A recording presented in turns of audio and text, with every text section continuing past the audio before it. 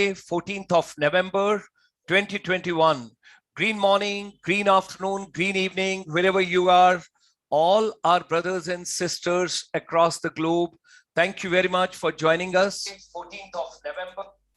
Thank you very much for joining us today. It's indeed a great pleasure. Tyronji, you can see my screen? Yes, I can. Okay, great. Because in between a small video had played, so I just wanted to come back out of that. Okay, great. So ladies and gentlemen, today is a very special day because I consider him a living legend, a very distinguished guest, very eminent personality, a person who understands education, a person who wants to deliver education, person who wants to reform education, person who wants to help education, and person, you know, who really understands what is the purpose of education, why education.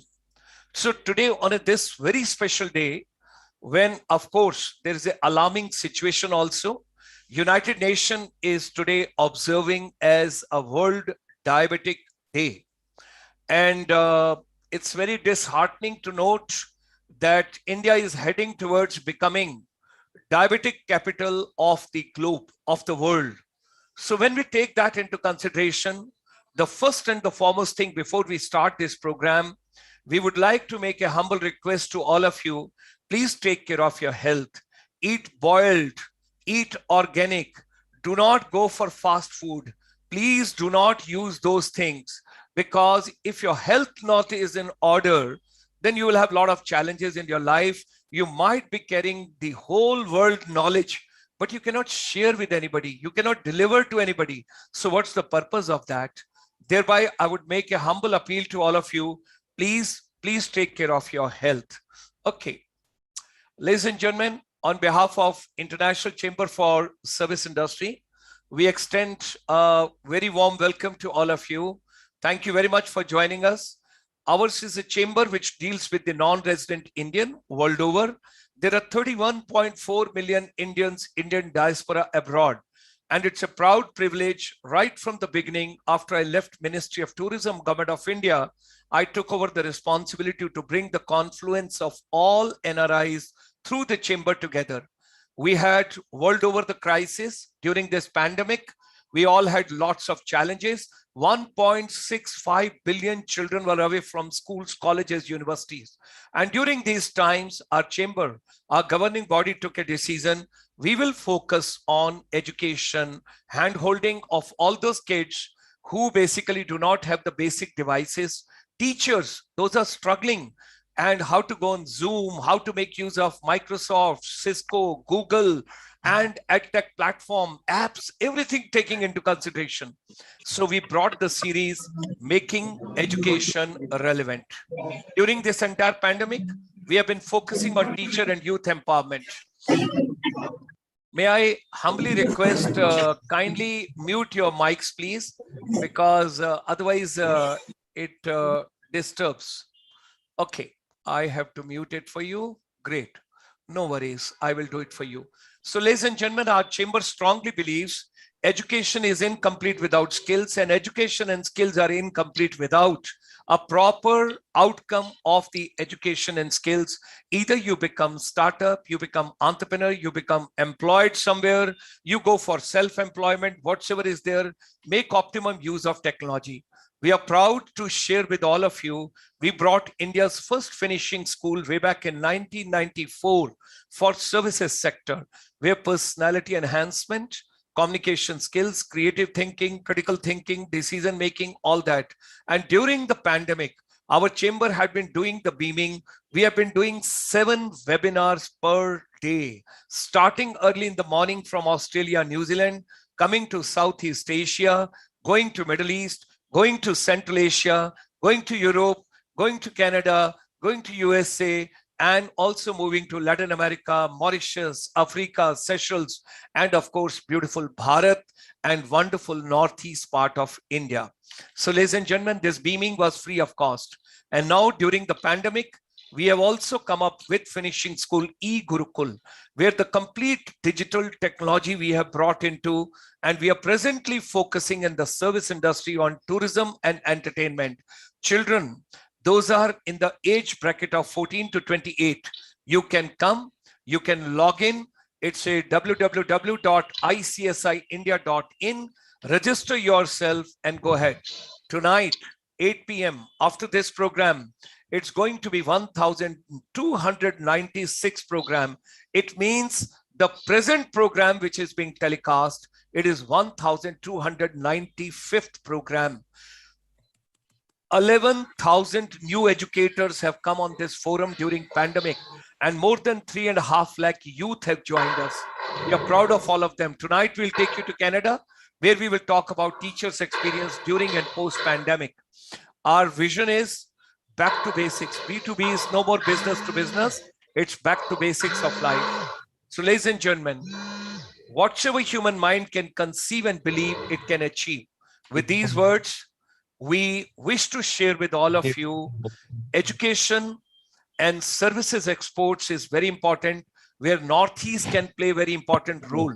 World over, the population is aging. Why can't we send more smart teachers, educators, counselors, technocrats, whosoever is interested to go for a short-time assignment abroad? This is the time you should move on. With these words, let me extend a very warm welcome right from the bottom of my heart to Shri DILIP Mukherjee, who had been very kind to accept my request and to be with us this evening. I run short of words because he's a legend. He's a living legend. He has got so much of cerebrum and so much of experience, knowledge. And today I watched a couple of videos before this particular session, and the brain dancing term, I watched that video so carefully.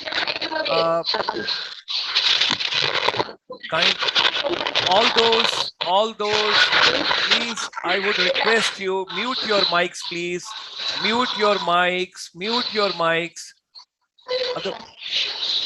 Kindly mute your mics, please.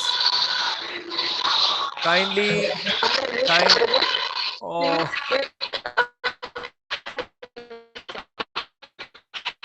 I will have no alternate than to remove you. Please. I would request you. Yes, this was the panelist. Now I have muted your mic. I'm sorry, my sincere apologies, because you were not muting your mic and I was getting disturbed. So, ladies and gentlemen, today while watching brains dancing, I had learned over there, I'm in the field of where DILIP Mukherjee say how to go from smart to brilliant. We must move ahead. Creative thinking is passion, his passion. Innovation or evaporation. These are the key words I have taken on 28 December 2011. He's putting on beautiful jacket, suit, tie, and smartly. And I saw him over there. I was so very happy he was addressing young children. And that was, I think, NTV.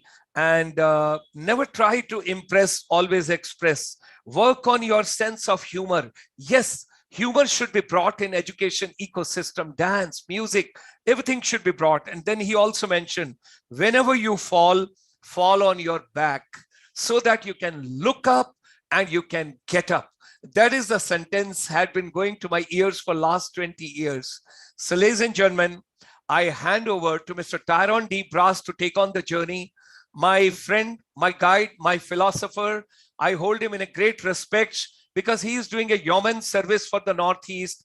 And I requested him. He just came for one program of mine and I told him, Mr. Tyrone, can you take on the responsibility for the Northeast? We should get more educators, more teachers, more headmasters, more counselors, more principals, and more students.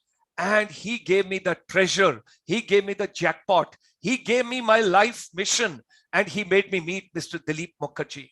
You can't imagine how much I owe to Mr. Tyrone, because I would have been deprived in this universe had I not met Mr. DILIP Mukherjee. I run short of words. It's a great learning, ladies and gentlemen. all of us this evening, let's pick up whatever we can learn the best from him. There's so much treasure, and I wish to share with all of you. It is better that it is always say truth. Here is the book which he has sent across to me. I wish to share with all of you. It's right, I'm holding in my hands. I have yet to see only 1 or 2 pages during my journey, because I just traveled back from Delhi for children of all ages, and where he has written some opening remarks. Oh my God, they are mind-blowing. All the chapters, he says, be a seeker, not a blind believer. Search, inquire, experiment, march forth boldly into the future. I have yet to open rest of the pages. I will be true to my soul. I don't want to tell any lies that I have read it or I have gone through. I have yet to go through.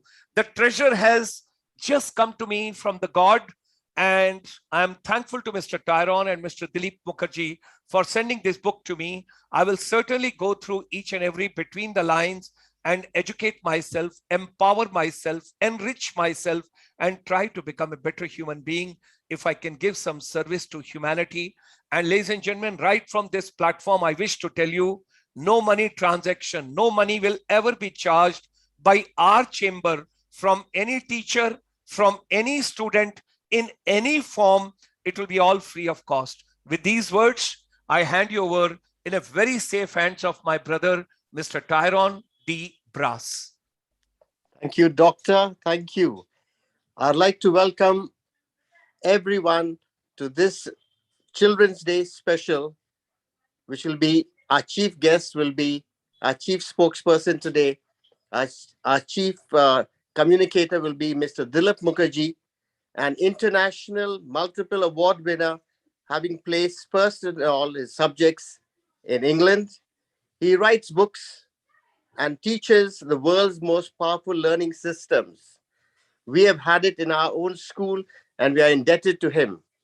Furthermore, he has authored numerous books for corporate, education, and governing sectors on life, which stands for leadership, innovation, fellowship, and entrepreneurship. I give to you Mr. DILIP Mukherjee on Children's Day 2021, where he'll be talking about futurescaping, honoring the child, and revering the planet. We've just finished COP26.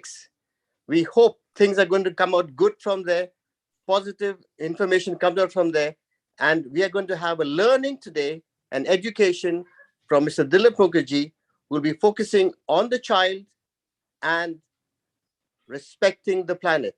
Mr. DILIP Mukherjee, welcome, Mr. DILIP Mukherjee. Welcome to Children's Day 2021. Thank you so much, Mr. Debras and Major Gulshan Sharma. Salam, pranam, namaskaram, hari om. Blessings and benedictions and salutations to everyone. Happy Children's Day. Before I go on to the visual aspect of this presentation, I would want to make something very clear, that my concept of Children's Day, more specifically children, is everyone, from the infant to the geriatric and to the child who's not yet born, into future generations. If we all salute and honor the children within us, or the child within us, and if we are childlike, we will manifest our genius. I think we have to get away from being childish and have a regime in all institutions of business, education, and governance to have the joy of play power rather than power play, so that we are childlike. Now, in the interest of saving time and engaging the audience, I have been spending the last several days doing a lot of drawings. And so I will go on to share screen mode and speak in tandem in a visual verbal format, so that you can follow what I'm saying as a diversity of interpretations in the way I have drawn what I need to do. So I'll go on share screen now, and I'll now, all right. So whilst we're here, Happy Children's Day, I want to make clear and reiterate that this is not just the little child. It's the child in all of us. And when I did this poster, I was deliberating as to how to address the audience. And then, of course, it's everyone. So this is a presentation for children of all ages, of all countries, all across the world. And I would like to address this from a perspective whereby we are taking into consideration the way our lives are governed, the way our education is conducted, the way business is transacted. So it applies to all aspects of life. I have given a list of these people who are part of the audience, and they should be. And this all begins with the infant, the baby that is newborn. Now, all children are brain babes, and they are emissaries from paradise. And there's no such thing as a bad child. There's no such thing as a stupid child. There's a genius within the conception to birth, and that sadly gets de-geniused when we go to school in too many cases. So we have to be championing children in order to make them future ready. Unfortunately, the predominance of children across the world are future unready. The future is ambushing us as we speak. So we have to first recognize that the first wonder of the world is the mind of a child. Whether you're an adult, a senior citizen, it doesn't matter. Whatever your profession, the first wonder is the mind of a child, and we have to know what this mind is in order to manifest our genius. I would like people to memorize this. I can achieve anything. There's no limit to how high I can fly. All I need is to spread my wings. Now, this applies to everyone, but most people do not believe they can achieve anything. They set limits upon themselves. So we should start with the family ecosystem, unleashing family genius. In Singapore, I conducted programs on the family that learns together, earns together. And they began to understand the brain, the heart, the soul, the spirit, and it became not so much a community, but a communion of souls. We need that here. So we have to be full steaming ahead with heart, brain, spirit, with invincible determination. Nothing must set us back. And if you're set back, your setback shouldn't set you back. As Dr. Gulshan correctly observed, if you fall flat on your back, if you can look up, you can get up. So how are we going to do this? We need a culture of super teaching. Right now, where I'm sitting, decades back, Shillong was an iconic educational ecosystem. It was the epicenter of good education. Sadly, that has been compromised with the transition of the decades to the present point, and we need to rebirth, reincarnate, or resurrect institutions of worth and value that can truly have teachers relearning. I don't even like the term teacher training. We train cats and dogs. We're not training human beings unless you're in the forces like Dr. Gulshan was, and that was for a specific purpose. Learning has evaporated from our education system. So super teaching has to start with the super learner. So the backbone of business is going to transition from infancy upwards lifelong. And it's become a cliche right now, lifelong learning, because most people are mouthing all sorts of mantras and terms, but without truly understanding it. But the few people that I've met who are deeply lifelong learners, they are indefatigable. They never get tired. Look at Dr. Gulshan. He's a maniac when it comes to learning, right? He's a walking, living interpretation of what it means to have the divine spirit coursing through him. And he's so modest about it because he knows so much but claims to know too little. So the super teacher is a dream builder infused with success thinking. A lot of people go to their exams with a failure consciousness. When I ask the UPSC candidates, how do you think you're going to do? Well, we'll fail 1 or 2 or 3 or 4 or 10 times, and then we'll pass. That is the predominance of their thinking. That is wrong. Why can't they pass first time round? So the formula that's embedded as a seed in them, that's toxic. So the dream builder, that is the super teacher at every level, from infancy, kindergarten, all the way up into corporate universities. You have to have them infused with success thinking, starting with a definiteness of purpose. So we need statesman leadership and a sustainable world. I created this term, statesman leadership, and wrote a book on it because I noticed that the statesmen we had have passed on and left the planet. The leadership that we have is predominantly misleadership. It's a bunch of people engaging in lootership, not leadership.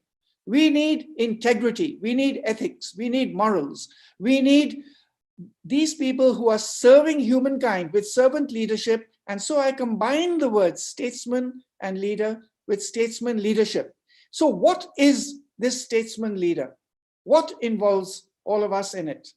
So the other day I heard a lot of people, and then in the course of time, of course it happens all over the world, people are using the word entrepreneurship along with leadership. Yes, they go together. They do go together, and I'll explain what it means. But they don't understand the meaning of entrepreneurship. One, it's mispronounced. Two, it's misunderstood. Three, it's misconveyed. And it's used as a cliche, and it means nothing. I've seen entire audiences go to sleep with people proclaiming entrepreneurship on stage. But it is required. And I want to explain and help you understand that so that you become something along those lines.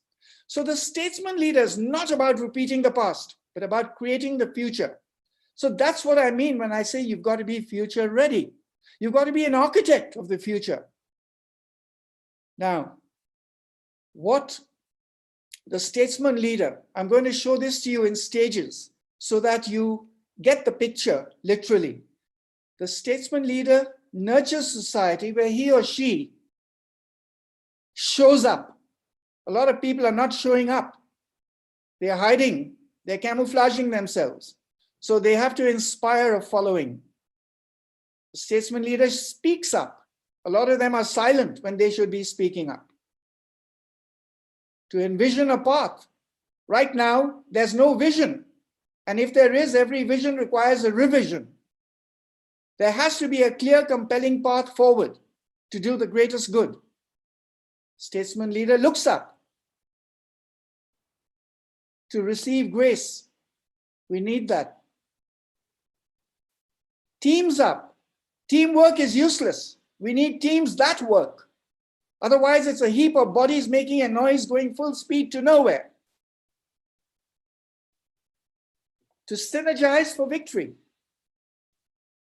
Statesman leader lifts up. The strong must pull up the weak.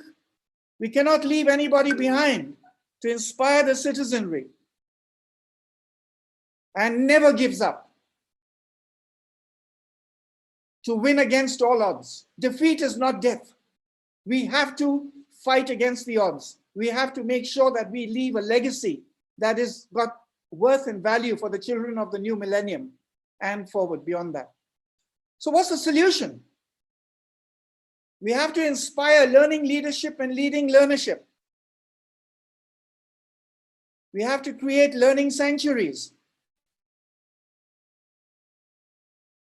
And we need to evolve into a learning planet. I've written a book with all these three titles because it's a desperate mandate. We've got to do something. We cannot just sit back and say, something must be done.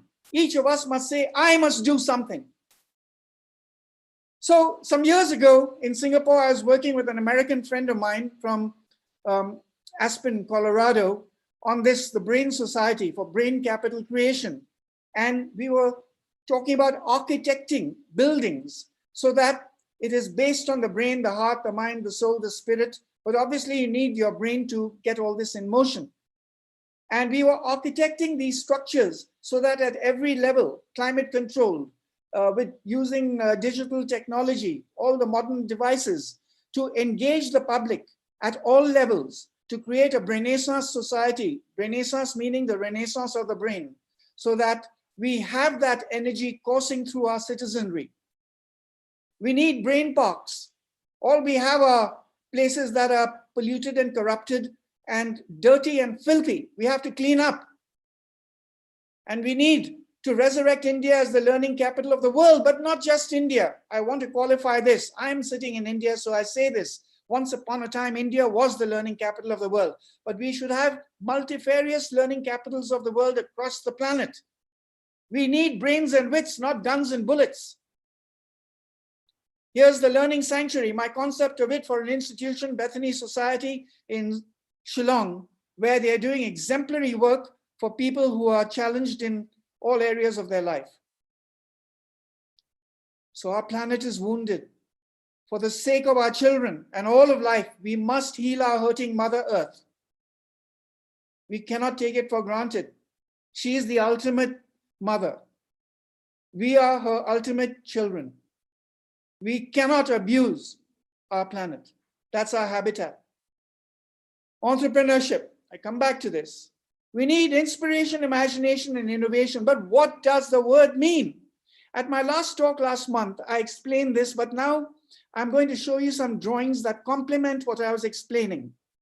So the first drawing is entrer, from the French to enter. From the left, I'm showing the people entering. You're entering, and prendre is to take. You enter and take the opportunities from the market space in order to claim your innovative possibilities. This is the age of innovation. Innovation is the bridge to the future. We have to make sure that we heal our wounded planet through ethical entrepreneurship.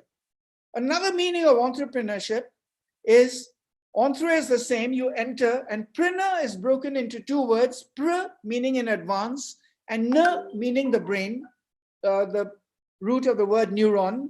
So we have to enter in advance the brain of our citizenry from the leadership onto the populace in general, so that they reawaken in a resurgent manner how to go forward ethically to clean up, or we are going to annihilate ourselves. It cannot be postponed. It just cannot be postponed. We are in stress and distress, and we have to lead or fall victim to those who mislead. This is for children, entrepreneur. Teach them at school how to become entrepreneurs. From kindergarten onwards, they will be better entrepreneurs than the rest of us. Why is this not a part of the discussion in school? Entrepreneurship, innovation, leadership. It's not part of the syllabus. Those children who are not attending this talk right now because their principals say, oh, they're busy with exams, they are endarkened, they're not enlightened. And those principals need to rethink. They need to reconstitute their consciousnesses. So the emerging era for our children and all executives demands that they live and work as multipreneurs, multiple entrepreneurs. Just to be a one-dimensional entrepreneur is not enough. We have to be multidimensional. So where do you direct your attention? What are you looking at? Your phone screen? Chat? Neon lights? What do you choose to see? Where you direct your attention is crucial. It determines your destiny. Now, an idea is not an opportunity. Most people mix up these two words. You can have an idea and not convert it into an opportunity. You can have an opportunity and not have any ideas to avail of that. So the most successful entrepreneurs, they are opportunity focused. This must be taught to children. Where do they spot opportunities? They start with what the customers and the market space want. But at school, how to make school better, how to make classes more interesting, how to develop friendships that are long lasting, how to engage the entire world to be truly global. These are entrepreneurial questions. These are questions that look for possibilities. These are questions that look for opportunities. So an opportunity has to have these qualities: attractive, durable, and timely. Please burn this into your brain, because when you create an opportunity or spot it, look for these elements. So we need entrepreneurial creativity.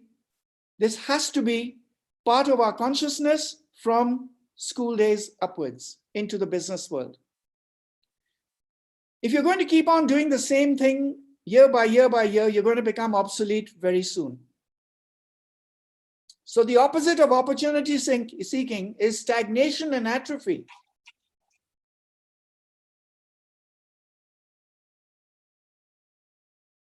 You see, we cannot be threatened by this, but it is a reality.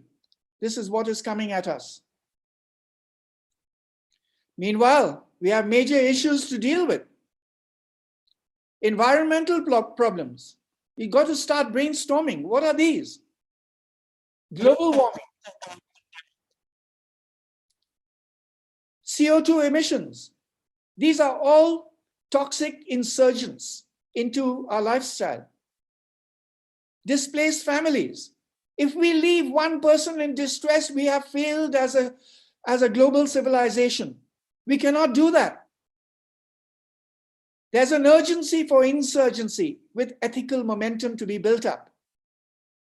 So we have to save ourselves from creating a dark, denuded planet, especially for the children of the new millennium. We are the first generation that has substantially stolen from their futures. So we need an ecologically clean planet. I mean, we've really disgraced ourselves if we perpetuate the filthification of our planet. So we cannot leave this for our children. Or this. Look at the mess. It's not just humans. It's all of life on our planet. We've got to be responsible stewards for all of them. So we should be burning for learning, not burning. We are creating global warming. We are doing this. The sun is a healer. We are using it to incinerate ourselves and all life here. This cannot be the destiny of our children. We cannot sit comfortable in our own homes and forget all this. Now I'm going to give you an insight by jumping off the screen shortly, but let me explain what I'm going to address. This bird has never flown before and is going to fly for the first time. So I will go on to another screen and all right, so I drew this bird here so I can scribble on this page as opposed to PowerPoint. Now, you see this bird has never flown. It's the first time. It's the bird's first flight, okay, ever. Now, some people say, okay, the bird will go from here to here like that. Some people might say it'll go like that. Some might say it'll go like that. You see, there are different answers I've been getting around the world. And I put this in one of my books, and people said that very few anticipated that the flight path of the bird is like that. Now, what does this mean for us? This is also the natural curve of the human brain, the learning curve of the human brain. Most people treat this as failure. And then you have people going out to the cemetery and RIP, this is not rest in peace, but rest in pieces. This is terrible. That is not the reality. And then what happens is people give up. So what is this downward slope? As you're coming down, this is learning. And you are not reaching this point for the human, because actually the ground is here. But before reaching this point, people judge those who are descending and consider them to be failures. But if you persist with your persistence, with indefatigable determination and press on, you will find that success becomes inevitable. But the judgment takes place here, and a lot of lives and destinies are destroyed there. So I give you this clean diagram to show you that this must be taken into consideration in our educational regimes, in our work regimes, in our lives, in our relationships. And then you will see what happens, how success ensues. I will go back to the screen now.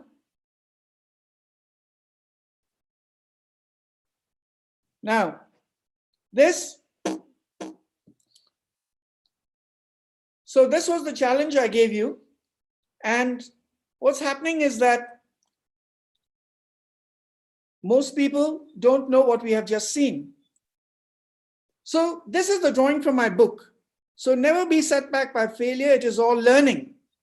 And what the bird is manifesting in its first flight is what we are manifesting in our learning experiences, which are truncated by people who are toxic in our lives. So we need an awakening of human soul consciousness. Now that I've done this drawing for COVID, because we are in a COVID era right now, but we can defeat it and we can learn to dance with it with positive outcomes. Now, this is an experience I've had with various audiences where I asked them, what is the opposite of play? Adults came up with all sorts of answers. 2 children came up with depression. They said the opposite of play, and a lot of adults are like this, the opposite of play is depression. So we end up in a wasteland of dreams. Again, I repeat, we need play power, not power play. Too many lives are threatened by people in positions of power. Those people are not even qualified to be in those positions, and they are threatening our lives. We cannot have a wasteland of dreams. We have to stop bullying. At the school level, this is prevalent. A bully is generally a coward with an empty head. Bullying has to be exterminated. Love is the only operating system. It's not just romantic love, it's all forms of love. It's the only operating system. It has to be part of the school syllabus. Sadly, it is not. Children are the living messages we send to a time we'll never see. We've got to transport them into the future with positive momentum, with joy. Dogs bark, cats meow, and kids feel. We cannot hurt their feelings. We have to allow them to blossom. Kinder Blossoms is the title of another book I wrote. So all children are born perfect. Their energy expressed through play is a ballet dance of genius in motion. You want to look for genius, don't just go looking for Einstein. Einstein, as a little toddler, would never have been considered a genius. But we all have it. The possibilities are there. Now, I want to give you another insight. This is going to California now, to a place called Death Valley, where for 160 to 173 years ago, they discovered gold over there and mining started. And eventually, with all the mining, Death Valley began to look like death. Look like that. And like that. California-Nevada border. And like that. These are horrific pictures of lifelessness, or so it seems. Then, suddenly, in 2005, Death Valley was abloom. Flowers started blossoming there. Look at that. It became a national park. Tourists started going there. Death Valley was not dead. It was just asleep. What does this mean for the brains of children who have been unable to perform well in their studies? So many have been left behind. Children of all ages, their parents, their relatives. Look what's happened. How many people, their lives have been abandoned because of COVID. When help, not enough help was coming. We cannot have children as victims. They've got to be victors. Here's a school, Bob Lewis, the man who I worked with on the brain system, brain museum, brain park. This is a school he architected, Wildwood in Aspen, Colorado. These children go to this school with joy and laughter because it's a park. The school is a park and they have a park consciousness. They are part of nature. They are part of the environment. You mean to say we cannot build stuff like this here? Of course we can. We're going to have sunlight not just in our classrooms, but in our hearts and souls. Now, too many children are told no, no, no, no. One no kills off all the yeses that can come their way. This is terrible. And there's a multiplicity of no's coming their way. We have to learn to say, yes, it's all right, as long as it's ethical. Look at this monster. He's waiting over there to pounce on us. What does it refer to? X-axis represents time, as always, evolution on the y-axis. The red line is our previous evolution. It was linear, predictable. Now the yellow line is exponential, and the pace of life is huge. The gap is monumental. How do we close the gap? How can our principals, our educators, our administrators, our leaders attend to this? How can every parent in the home become a leading learner, a learning leader? How can we give our children roots and wings? By teaching them how to learn. Now, some people are starting to use this expression, how to learn, but they don't have a clue as to what it means. Mr. DeBras referred to his teachers having undergone a program with me, and they were superlative. I applaud them. They've learned how to learn. So learning at the speed of light, the family that learns together earns together. We're going to have family constellations that are going to move into the future because traditional edifices like massive corporations and all are not going to exist as we know them today. Is this possible to learn how to learn? Yes. So every child is a miracle, a learning miracle. Dr. Gulshan showed you the back section of my book. That's what it is, the world's most powerful learning systems. So the baby proclaims, I am a miracle. The first thing a baby needs to learn is this self-belief. So welcome to Power Learning. I want to give you a syllabus that is required in our educational systems and which does not exist, but not just for education. It applies to business and governance also. So every aspect of society needs this syllabus. This formula is very powerful, and I've used it across the world. So we need to understand about the brain. Starting at the 12 o'clock position, we need to start learning about the brain. Then memory, not mugging, not cramming. This is applied imagination. There's no learning without memory if you do it in the correct way. Mind mapping. It's not just mind mapping. There are other forms of mapping that I've created also. Visual mapping in multiplicity of formats. Extremely powerful. Visual, verbal explanations of how to comprehend information, knowledge, and elicit wisdom. Leadership. Nothing can take place without leadership. Everything rises and falls on leadership. Fitness. Too many people are busy getting fat, not fit. You need fitness, mind, body, spirit. You need that energy coursing through you till your last breath.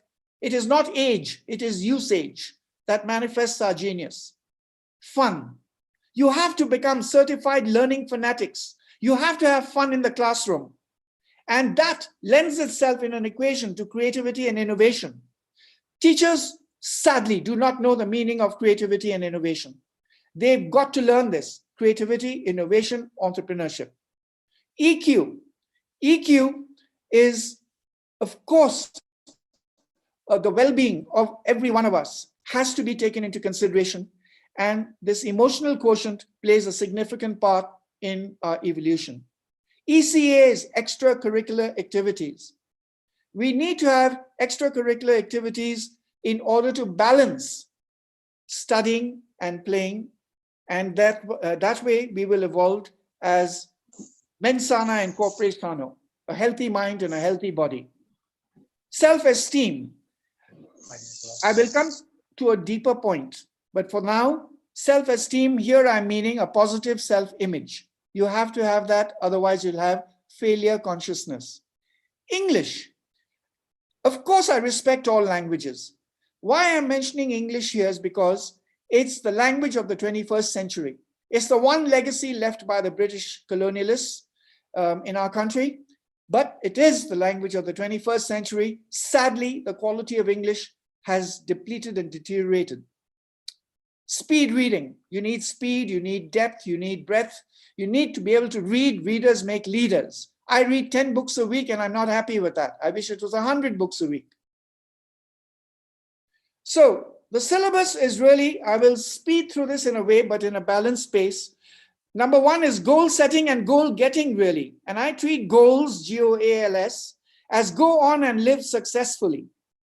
Now, a lot of people on number two talk about time management. You can't manage time. Only God can do that. You manage yourself in time.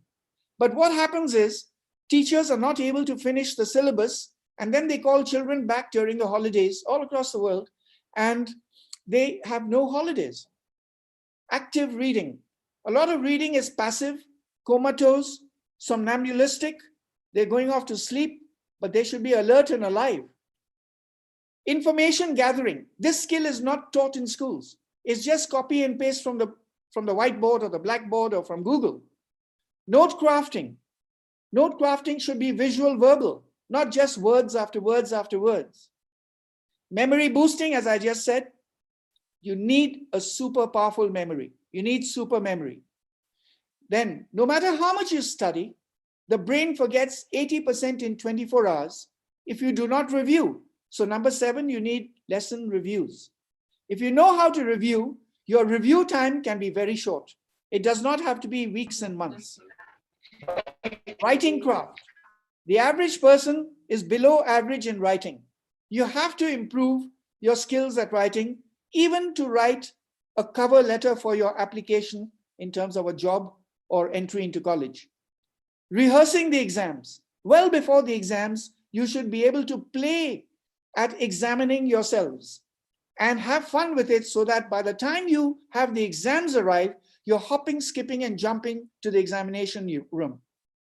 And energy engineering, number 10.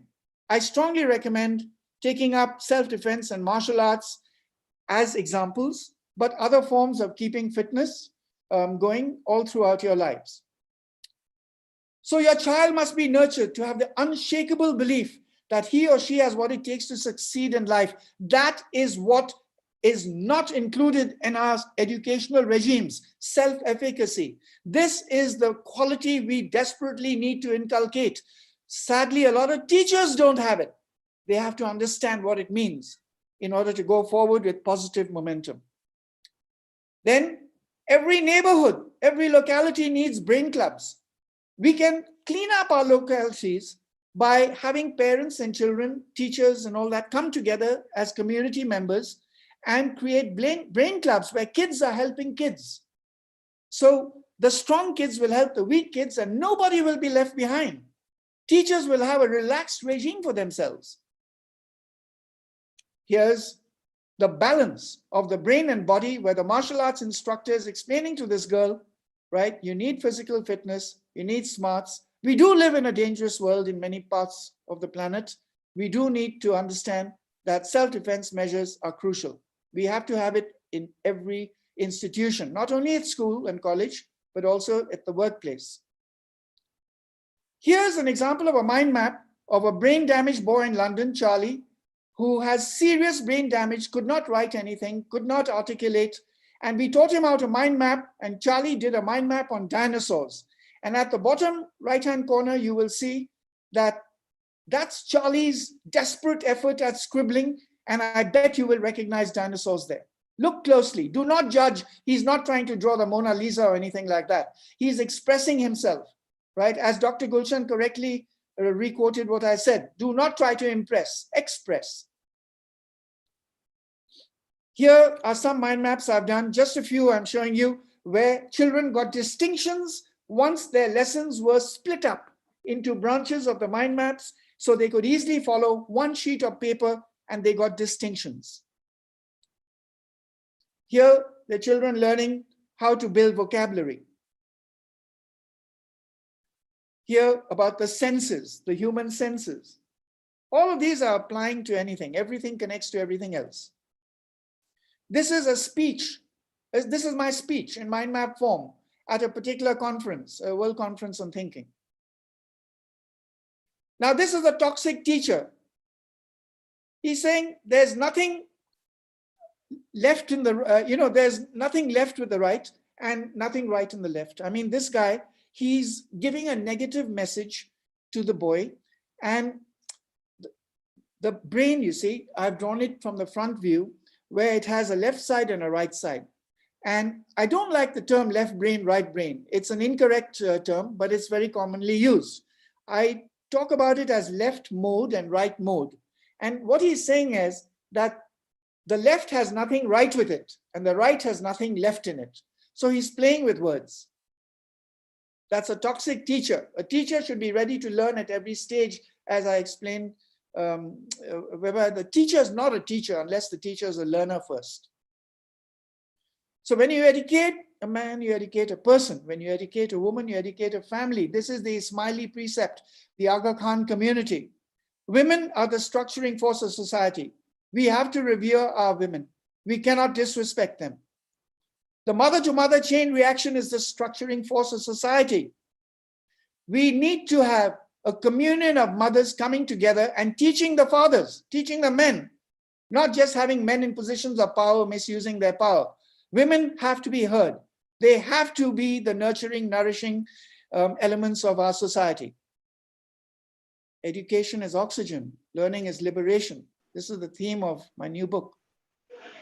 For the family that learns together, earns together. Stay in touch with them. I repeat, I can achieve anything. There's no limit to how I can apply. All I need is to start moving.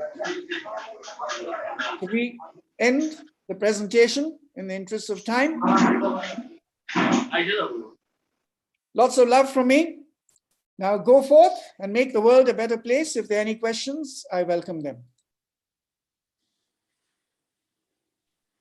All right, Dr. Gulshan and Tyrone, the ball is in your court. Thank you, sir. Thank you, sir. Thank you. Although it's just an appetizer for me, because many more such occasions. And today on a Children's Day, it's just with the folding hands. And what an amazing input. I would request Mr. Tyrone to now take on. And Mr. Tyrone. Yes, Doctor. I convey my deep gratitude and thanks to Shri DILIP Mukherjee. It's such a wonderful session, such a wonderful insight.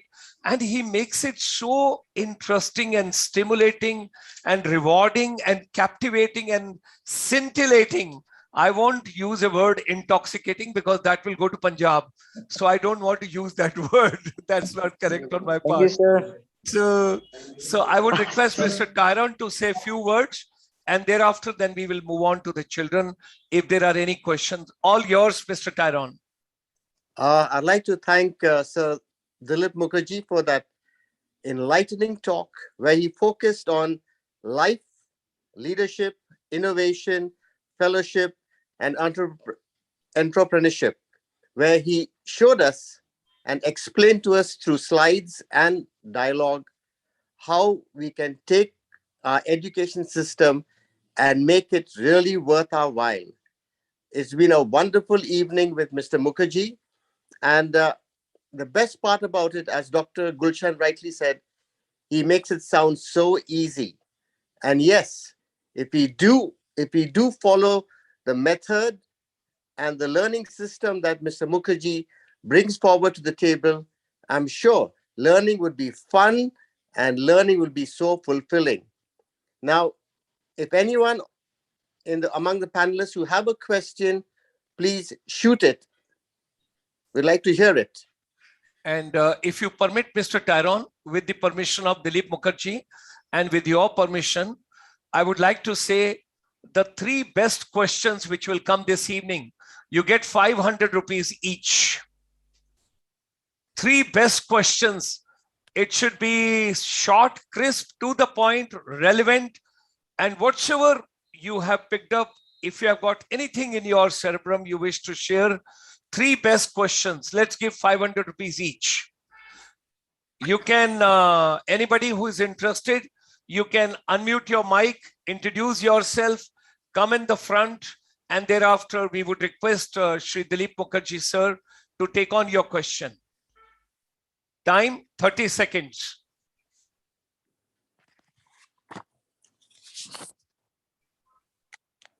Anybody?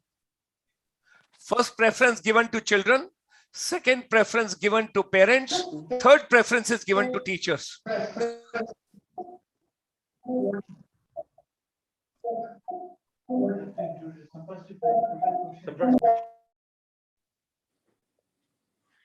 Anybody has got any question?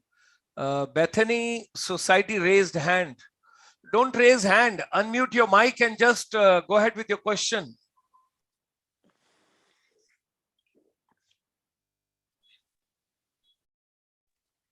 Agradeep, if you're there, let's have a question from you.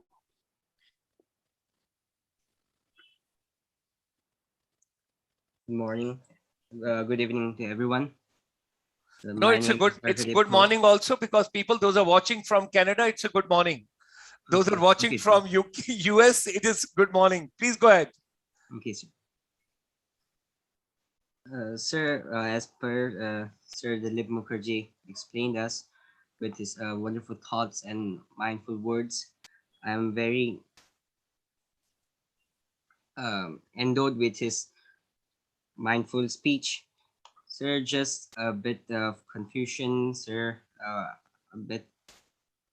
Sir, as per the mind mapping, sir, could you please explain how it works, sir? All right. Mind mapping is based on the psychology of memory and on the physiology of the brain. It is a visual verbal structure whereby information is addressed by looking at the anatomy of it through keywords and key images put together to interpret what is being addressed. On a Zoom call like this, I can't teach the steps of mind mapping other than address what it is and why it's so powerful. It's the most powerful information processing in the world, in my opinion. I know many forms of mapping, and my background is engineering, marine engineering, and I've studied many different ways of processing information. But in terms of speed and depth and clarity, mind mapping is the most powerful because it extracts. It's like if you're mining, and say you're mining for gold or diamonds, then along with the gold and diamonds, there's going to be 100 times more dirt and earth coming with it, but not gold. And you have to clean it, sift it through there. Otherwise, there's going to be massive confusion. So mind mapping, in a way, is a mind mining problem or mind mining skill that addresses problems, comes up with solutions to give clarity, and it boosts your memory tremendously if you learn how to do it. So every educational institution and place of work needs to learn this skill. Certain governments, like the government of Turkey, the government of Mexico, in the UK also, President Clinton in the Oval Office when he was president, etc., they all process their work through mind mapping. And because they couldn't have a high tonnage, you know, what's the point of having 6 inches of papers to read through when it can all be condensed onto just a few sheets? So if you are reading something, you can mind map it. If you're listening to something, you can mind map it. If you are conjecturing thoughts, you can mind map it. I can't demonstrate over here the step-by-step mind mapping because it's a process that has to be visually explained on another format. But it is a skill you need to pursue and learn. And I strongly urge every institution to learn it as fast as possible. Thank All you. right. Thank you, sir. Mr. Mukherjee, there's a question from Bethany Society who's lost his mic, but he wants to know, right, why is there such a high percentage of dropouts in Meghalaya? Right. We need, finished? Is that it? Yeah, the All right. dropout rate is pretty high. Yeah. We have a high percentage of dropouts in Meghalaya because there's a drop-dead system of education. This drop-dead is not drop-dead gorgeous. This drop-dead catastrophic. We need inspired people, inspiring people. Our children are not inspired. Our workforce are not inspired. Now, if you want to motivate or inspire your people, motivate your people in order to perform from the youngest to the oldest, you need to keep them informed, involved, intrigued, and inspired. When you inspire, you breathe life into them. We are extracting life from our children. I walk through many of the schools here. The children are sleeping in the classrooms, fast asleep. I've shown the principals that from your most prestigious schools onwards, right? So all you need, earlier when I was presenting on the screen, I was talking about super teachers and super teachers being dream builders. If our children are dropping out, it's because their dreams are not being built, they're being destroyed. Amen. Right. Thank you, Dilip. Papush, you want to put a question? Papush Podar? Good evening, everyone. I was just wondering, how can we improve our writing skills? All right. Good, excellent question. Speaking, thinking, writing, reading, you have to improve all these skills. Writing skills, in fact, a lot of journalists have also asked me this question from different parts of the world. You write, see, there are people who want to write books, people who want to write articles in newspapers, people who want to write in magazines, people who write essays, and people who write exams and things like that. In all cases, you need good writing skills because they are manifestations of good, fluent thinking skills. You can't say, I want to be a writer. You have to start writing. If you're waiting to be a writer, you're a waiter. You're not a writer. Now, you have to write badly. You have to start by writing badly. Dare to write badly and get it corrected so that you learn through error, not through terror. So by starting to write and continuing to write, even 1 page a day, just 1 page a day on any topic, and building your vocabulary and your mastery of the language, you will get better and better and shock yourself with a happy, happy cascade of surprises. So don't wish for it. You can't just have an aspiration, right? The actual trajectory of success here is aspiration, desperation, perspiration, inspiration, and then success. So you have to apply yourself and get somebody to check your writing. You got that, Papush? Mr. Tyrone, there is a question. Yes, sir. There is a question on the YouTube from Mr. George. I think it may be a brother George, father George. I perfectly agree with Dr. DILIP Mukherjee about the importance of English language, but many may prefer the mother tongue. How do you address this issue? Yeah, it's an excellent question. My point was not that it is mutually exclusive. Never. The point I was making was, you've got to honor your mother tongue or your mother tongues. There's a plurality in many cultures, right? In India, many schools, they have English plus 2 other Indian languages.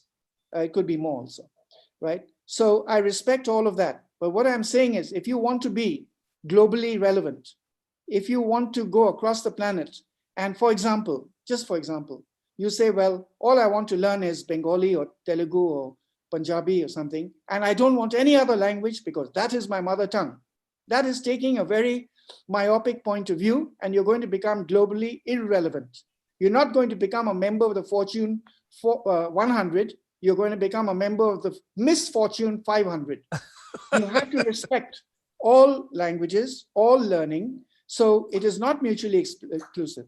We have the capacity to learn the mother tongue as well as 1 or 2 or 3 other languages. And this is a very important question in terms of the child.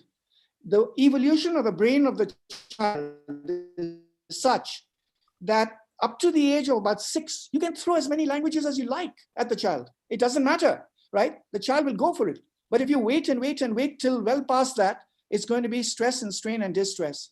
So throw the languages at the child, encourage multilingual interactions, and on paper, that means in writing, in speech, in thought, and you will find the preceding question on mind mapping. If you mind map with a multiplicity of languages, it becomes even more powerful. Thank you, sir. There is also a view from Canada, Ontario. Nowadays, children don't want to share anything with anyone except their mobile phone. What do we do? We don't have teenagers, we have screenagers right now. And we have scream parents who are screaming at the screenagers, right? So there's a lot of desperation going on there. I think if they have an open relationship, in the family constellation, then this will not become such a crucial problem. But adolescence is the precept that addresses another species. Sorry, they may be human of some sort, but we have to allow for the stage. This happens predominantly in adolescence. And I do not propagate or give as a recipe, do not prescribe that little children be given phones to play around with. The screen is going to flatten their brain, and up to the age of 8, there must be minimal screen time. They should go outdoors, they should play in the sand, in the mud, in the water, climb trees, all of that.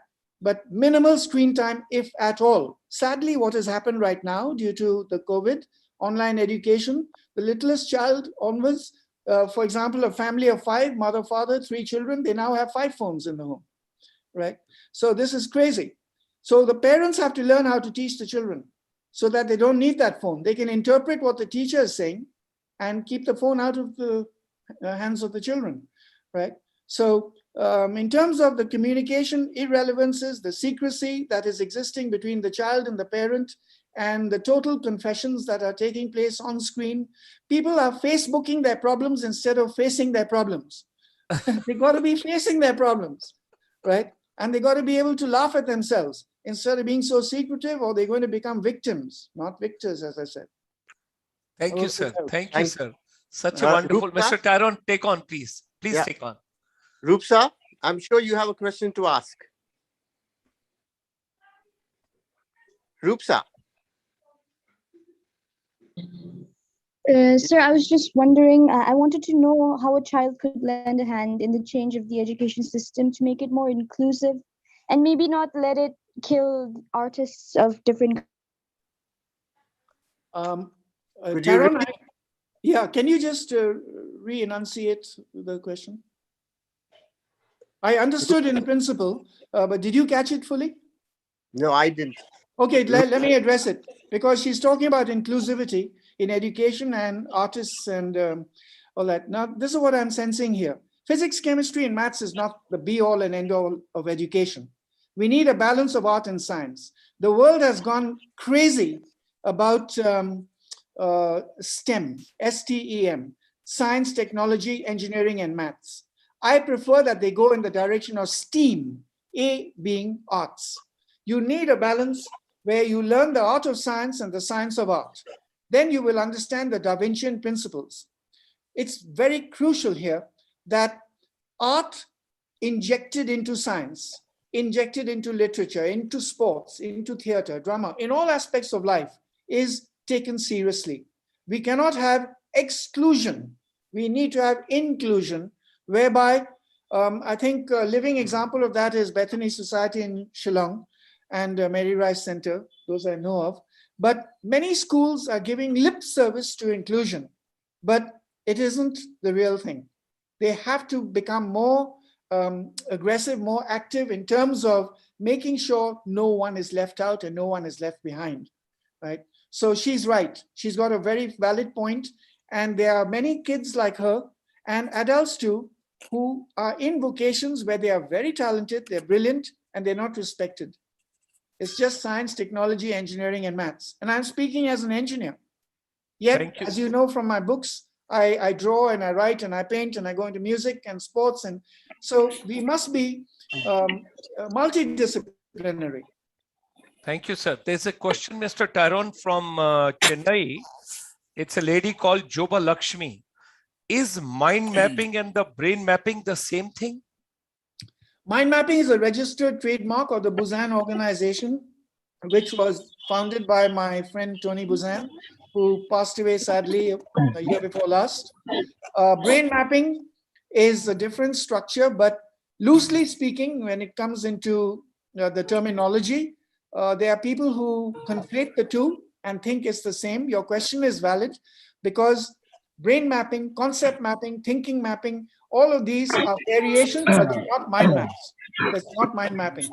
So to do mind mapping correctly, you have to follow certain guidelines, certain rules, certain laws. If you do not, then that is not a mind map. So if you do follow it and you follow how to follow it, it'll become the most powerful tool in your learning armory. Thank you, sir. Mr. Tyrone. Is there anyone else who would like to put a question? Yeah, somebody has put it onto the chat box. So when a students grow up It to is be written how to boost our memory. to grow up to be a man or woman. That's all. There are two important questions. Is all life. Rikim Sangma is Hello. talking. Yes, Hello, Rikim. sir. Please go ahead, Rikim. I just want to ask one thing that as we know that entrepreneur are those who are successful person, and you have talked about the statement leadership. What's the difference between these two? The statement leadership and entrepreneurship. Difference between statement Statement leadership and leadership, entrepreneurship. Yeah. Statesman leadership, if you followed my presentation, I gave you those qualities of a statesman leader, right? Where he has to show up and look up and team up, etc. Now, the statesman leader can be an entrepreneur, and an entrepreneur need not be a statesman leader. It is, there are two different things altogether. You can have a person with an entrepreneurial consciousness who can evolve into a statesman leader. You can have a statesman leader who doesn't know much about entrepreneurship but can learn it. The characteristic of the statesman leader is not necessarily requiring him or her to become an entrepreneur. Because of their position as statesman leader, for example, Pericles in ancient Greece, right? Or in modern times, you could take a statesman like Nelson Mandela or Lee Kuan Yew in Singapore, etc. These people, they can hire any number of entrepreneurs and multipreneurs. They don't need to be specialists in each and every endeavor, right? So there's a distinction with a difference here. It is not a compulsion that the statesman leader has to be an entrepreneur. And it's a distinct difference between that, as I explained in my 3 drawings for the entrepreneurship and in my 6 points for the statesman leader. Later, Thank you, sir. Review the recording. Thank you, sir. Mr. Tyrone. Is there anyone else would like to? Yeah, Tyrone, there's on the chat box, Yes, sir. how to boost our memory.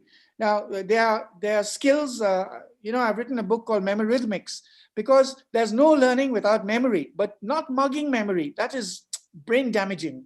It literally damages our neurons, this mugging, right? Mugging is death. We have to apply our imagination through the techniques of applied imagination. The techniques of memory go back to ancient Greece, right? 3rd century, 4th century, 5th century Greece. And they come forth into the present day, whereby, believe you me, as far as I'm concerned and several friends of mine, memory is the easiest subject to teach. How to build a powerful memory. It's really the easiest subject to teach, because once you have fun with it, you can learn any amount of stuff you want, right? It's a teachable, learnable subject. So let them buy some books on memory. If they can't get the hang of it, they can go on YouTube also, right? And there's another question here. So how is it possible to learn with family if some of our family members have different thinking? That's also a very important question, because The full of his or her life, the lack of integrity for the state. Sir, what is the importance of self-esteem in the success of one's life? Please go ahead, sir. Please go ahead. sorry, I lost now who's speaking. No, it was here. It was here, the gentleman. Just a second. I'll unmute him because. Sir, what is the importance? Yeah, please go ahead. Sir, what Speak is a the little importance of self-esteem in the success of one's life? Self-esteem. Did he say self-esteem, Tyrone? I've asked him to speak louder, please. Sir, Whoever's what is the asking, importance of in the Yes? success of one's life? Self-esteem. What is the importance of self-esteem in the success of one's life? Okay, hang on. Self-esteem. Tyrone, Self-esteem. I'm trying to see if I got it right. Is he asking what is the importance of self-esteem in one's life? That's right. All right. Please understand what I'm going to answer now. Self-esteem per se on its own is junk. It is highly damaging if all you're focusing on is self-esteem. because the whole issue then becomes a toxic form of ego, and the issue should be to move from ego to we go. Take a case of somebody with high self-esteem, okay? Nothing wrong with it. But if that person is set back and that person is a victim of his or her self-esteem being punctured, just because somebody smarter has come their way and defeated them, they go into depression. Self-esteem is not giving you a resilient, robust framework. That's why I said self-efficacy. After the self-esteem bit, I went into a slide to build up into self-efficacy. It means that no matter what happens, nothing can knock you back. You can run through walls. Defeat is not death. You are never a victim. You are ever a victor. So self-esteem, please abandon that concept in terms of a life prescription. Please go for self-efficacy and challenge your teachers to challenge themselves to teach you, nurture you, nourish you, take you forward with self-efficacy. It should become part of the vocabulary of our education. It is not, and that is a travesty. This is a shameful disgrace on our nation's syllabuses. It's a stain upon our syllabuses that it is missing. Thank you, sir. There are two questions of common. One is from Ritam. Deep. Sir, how can we get rid of stage fear and build our confidence? And at the same time, how to overcome to give speech in front of audience? Okay, excellent question, very relevant. Whatever you fear, go and face it. Most people teach fear so that people learn it. People sort of propagate fear in the classroom and in the boardroom. So we have terror dominating freedom from error. Now, what must be the case? You are terrified of facing an audience, you go on the stage, face your fears, massage your fears, go on to the stage and tell the audience, ladies and gentlemen, salutations. I am terrified to be standing here and speaking in front of you. This experience scares the hell out of me, right? It's preferable to be with snakes and with all the demons and the rascals and the terrors of hell than to be on this stage. Ladies and gentlemen, please bear with me because I'm going to mess up. But after this message, I hope it has come out from the mess. You will come out, don't you worry. What did I say right in the beginning, Dr. Gulshan? Do not try to impress, express. First formula in public speaking and engaging with people. Be yourself. If you're scared, tell them you're scared. If you're saying that, no, I don't know enough about a particular topic, say I get a question now and I don't know the answer. I'm going to say, I'm sorry, I don't know. I will find out and I'll let you know, right? There's no shame. Nobody knows everything, right? So the biggest fear on the planet, so they say, is public speaking. So go and face your fears. If you're scared of swimming, dive into the pool. Dare to drown. Wonderful. But have somebody standing by. Wonderful. Thank you, sir. Thank you so well. Mr. Tyrone, with your permission, I'll take two more points. There is a next post. It is from Margarita C.H. Mara. Sir, do you think that the present education system in India, the way the children are being educated now, is preparing us for the needs and requirements of the unpredictable future? And also, apparently, there are many degenerates. How will they help themselves to achieve against all odds? Okay, it's a relevant question. Regarding our country, we definitely do not have a system that is in place right now. We used to have it in various institutions, certainly when I went to school. Right now, our children are not future ready, they are future unready. They are mugging their way to pass exams and they are not ready for life. So they have passed an exam and then forgotten the contents of the exam. And after a week or 10 days, they've done this with Harvard University students the day after the exams, right? I'll give you an example. At a graduation ceremony there, years back, right? There was a reporter who asked the graduates and said that, do you know why this tree, they were standing near a tree outdoors, why this tree grows? And they came up with also because of the earth and because it's natural to grow and because of the sky and because of the air and all of that. they just couldn't answer the facts. They were guessing and they were clutching at straws, and they were getting a prestigious degree from an Ivy League campus. Now you tell me, was that learning taking place or just mugging, right? So were they there just to pass an exam? Was it worth it, right? So India, are our children ready for the future? Definitely not. Definitely not. Right from kindergarten upwards to college graduation, they are distinctively distinguished by being future unready. Parents have to start relearning. Grandparents have to start relearning. We have to have learning communities. That's why in my slide, every slide I have designed has a purpose. You need brain clubs in every community. You need the strong pulling up the weak. You need a synergistic effect taking place where 1 + 1 is never 2. It's way more than 2 all the way up to infinity. So it's never value multiplied. It's never value added. It's always value multiplied. You understand? And beyond value multiplied, it's exponentially so. We are in an exponential age. Look at the curve I drew for you. That curve is going sky high, right? It's not predictable. And then the kid asked about the world as it is right now. We are in a volatile, uncertain, complex, ambiguous, turbulent world. We have to move from volatility to vision. We have to move from uncertainty to understanding. We have to move from complexity to comprehension. We have to move from ambiguity to, authority, whereby we are masters of our instincts, masters of our strategies and our systems. So we are unready. We need mentors. We need tormentors along with mentors to torment the status quo that has no status. We have to attack the status quo that has no status, right? So for that, we need tormentors. We need we need mentors to nourish the growth, right? And development. Growth and development are not the same thing. A garbage heap can grow, but it need not develop, right?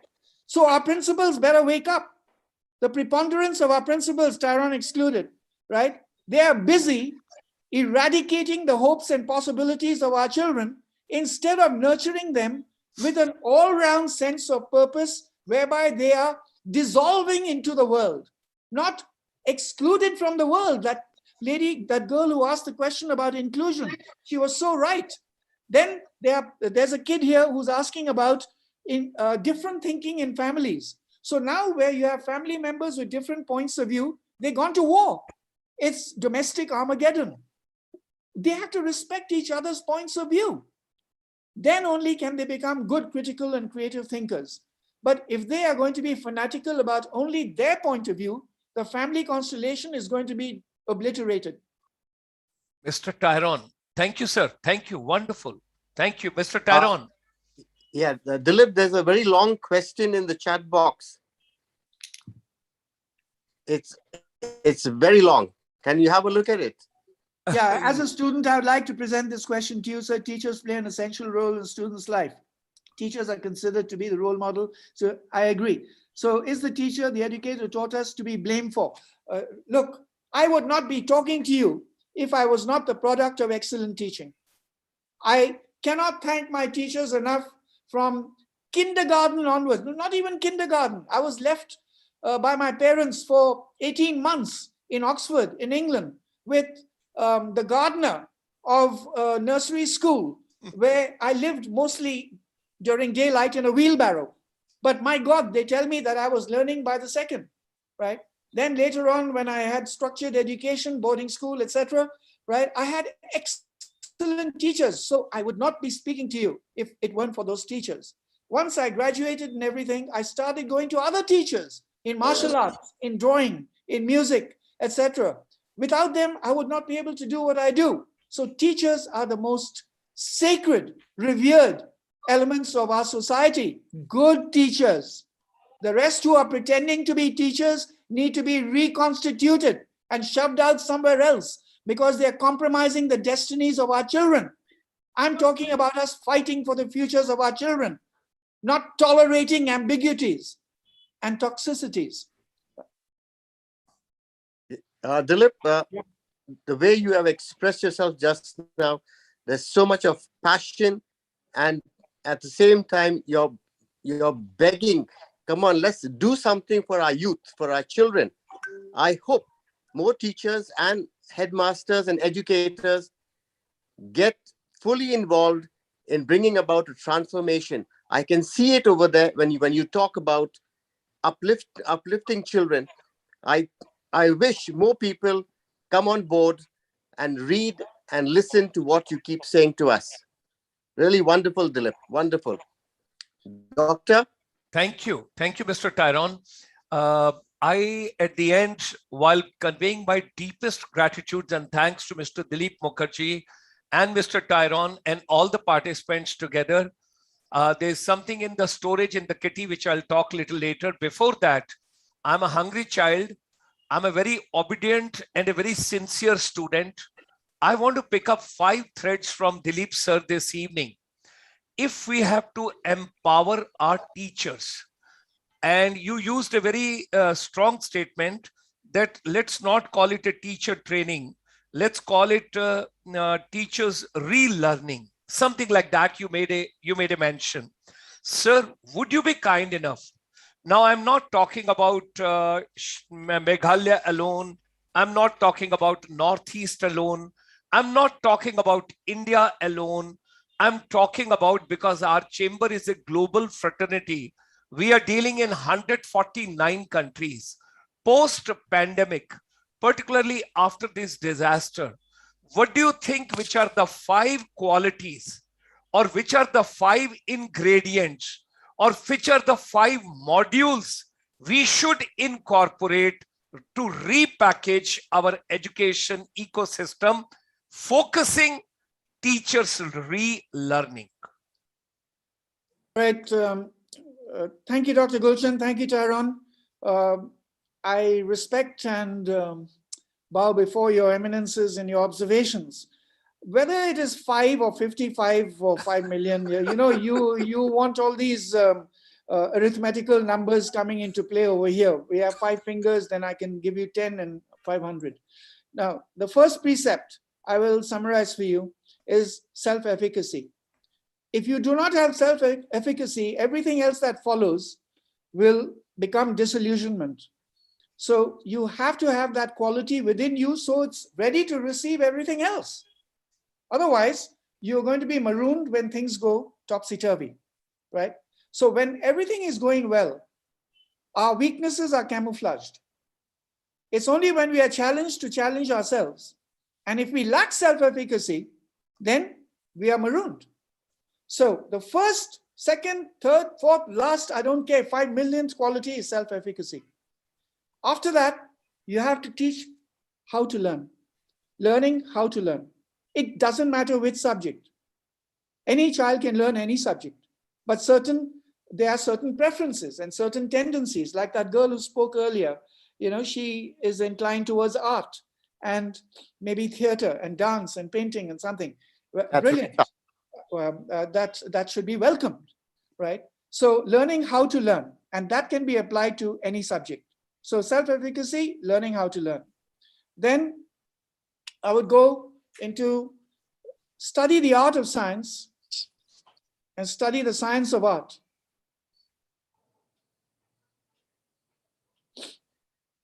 Fourth, use and develop all your senses, your normal 5 senses, of course, your 6th sense of intuition, and your 7th sense of humor. And you want 5, right? Never forget that love is the only operating system. Wonderful, Dilip. Wonderful. Dilip, there's another lengthy question. Oh, God. Can you read it?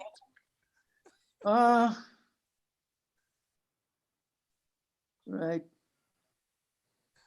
Yeah, this thing is reflective of an earlier question, because he's asking about, to learn effectively, you need an exciting environment, and then how to create that. This person is quite right. I think it's a lady, Poonam Lingi. It's a very valid question. The onus, see, for example, you meet somebody and that person says to you, oh, I met this person and he's very boring. If you found somebody boring, you must be boring because you didn't bring that person to life to make it non-boring.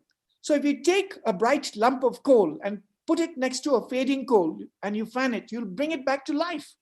So there's no such thing as boring. Otherwise, you're going to have an epitaph on your tombstone that says, he was always boring, now he's dead boring, right? So if you want an energized, not an innovated classroom or an ambience or a workplace, etc., you have to be the spirit of enterprise that is the bright coal that comes to the dying coals and brings it to life. If nobody else is doing it, there could be others, right? But we have to have people busy living, not busy dying. There are too many people busy moaning, groaning, complaining, right? And all this is a lack of leadership. It's a prevalence of lootership. It's a crime against humanity where we have looted the possibilities, the hopes, the lives of our citizenry. And it's not good enough for me to speak out like this.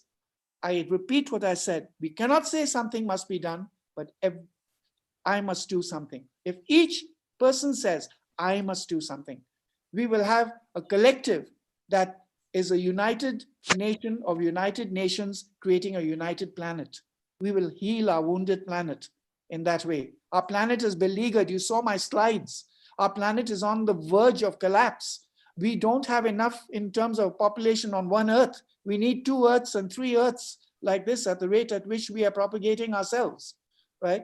So we need excitement. We need energy. We need engagement. All of this in the classroom. So before Dr. Gulshan wants 5 more and 7 more and 25 more, etc., like that, I'm encapsulating all of this into an ambience which is propagating us to move from harm to harmony.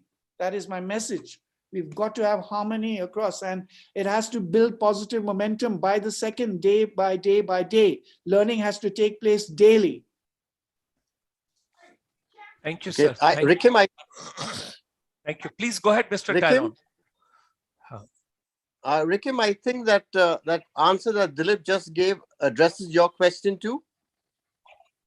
Rikim? No, sir. Ask the specific question. Oh, okay, shoot the question.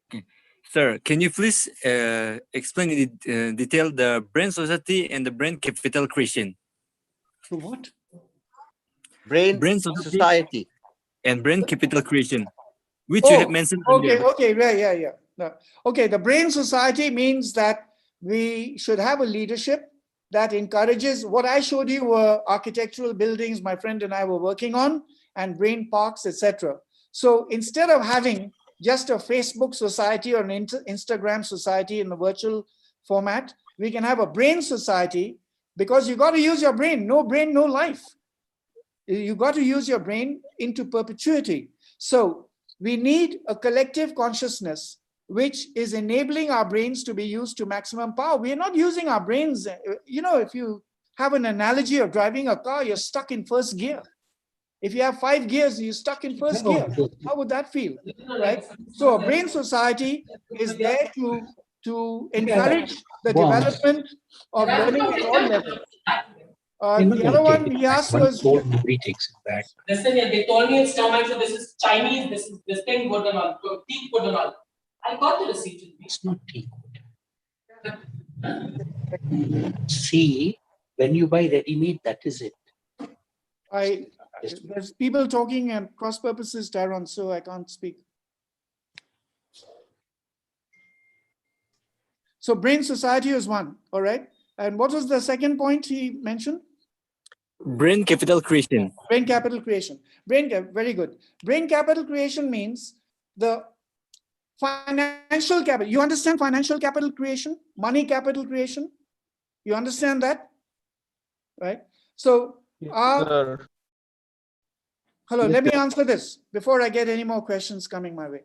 Brain capital creation, we'll keep it aside for a second. Financial capital creation means creating money, right? My point is, you need your brain power in order to have a transition from brain capital to money capital creation. So brain capital means to amplify your brain power, to boost your brain power across all its different dimensions in order to ethically generate wealth, in order to raise the stakes and the standards of the planet so that you have economies of scope and scale, so that you have a better standard of life and living, you need money. But not everybody has the money. But if you have brain capital, you can have ideas, you can have opportunities, you can have possibilities. Right now, only the people who are studying finance and economics and all are in that domain. What about those who are not doing that? There's too many people left out, dropped out, etc. So they don't have brain capital and they don't have money capital, right? So they have no capital. The word capital comes from the Latin root capita, which means a head. It doesn't mean wallet. It means develop your brain first. So you need your brain capital developed in school before you have, you're paying money capital for fees in schools and colleges, etc. Minus the brain. Excuse me. You need brain capital first, second, and last. Then money capital can be spread right across society. That's the real multipreneurship. Right, Rikim, is that real clear? I mean, very clear now? Yes, sir. Thank you for your answer, sir. My pleasure. Wonderful. I Doctor? have one question, sir. Yeah, Agradeep. Hello. How to overcome depression or stress? Is that the question? How to overcome depression and stress?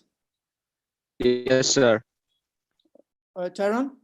That's it. Yeah, right? that's the question. Yeah. Depression and stress. All right. Or stress Well, and depression. they're linked. Stress is Yeah. an unseen killer. You cannot always see the signs of stress, and there are people suffering invisibly, intangibly, and next thing you know, they've collapsed, right? Then there's cancer, stroke, and heart disease, etc. Now, for a child or a student or a youth, a young member of society, or in the home, in families, and within the workplace, I've just done an active write-up on this topic of stress in the workplace. Now, the thing is, let me give you a tangential answer. When I've come across stressed people, I've come across people in extreme stress and distress in different parts of the world. The first thing I recommend is they go and help somebody who's even more stressed. So they are not in the worst case possible, most people. There are people who are worse, unless you're on the point of death. So one is to go and help. For example, there was a lady in Bahrain. She's a doctor. Her little child didn't speak at all, and she was 8 years old. She would only mutter a few words to the mother. She would not speak to the father, to the brothers, to nobody else. Immediately, I told the mother that same evening to take the child to an orphanage with all the excess teddy bears and presents, toys that she wasn't using at home, and give it to the orphans in the orphanage in Bahrain. That child started speaking that very evening and was full of joy. The stress had evaporated. Now, not everything can be cured at the flick of a switch, right? There are cases of advanced stress and depression. Depression is a biochemical brain disease. It is not some fad or a fantasy that one picked up at a party, right? So for that, you are going to need professional help, where either through counseling, mentoring, coaching, or going through a psychotherapist.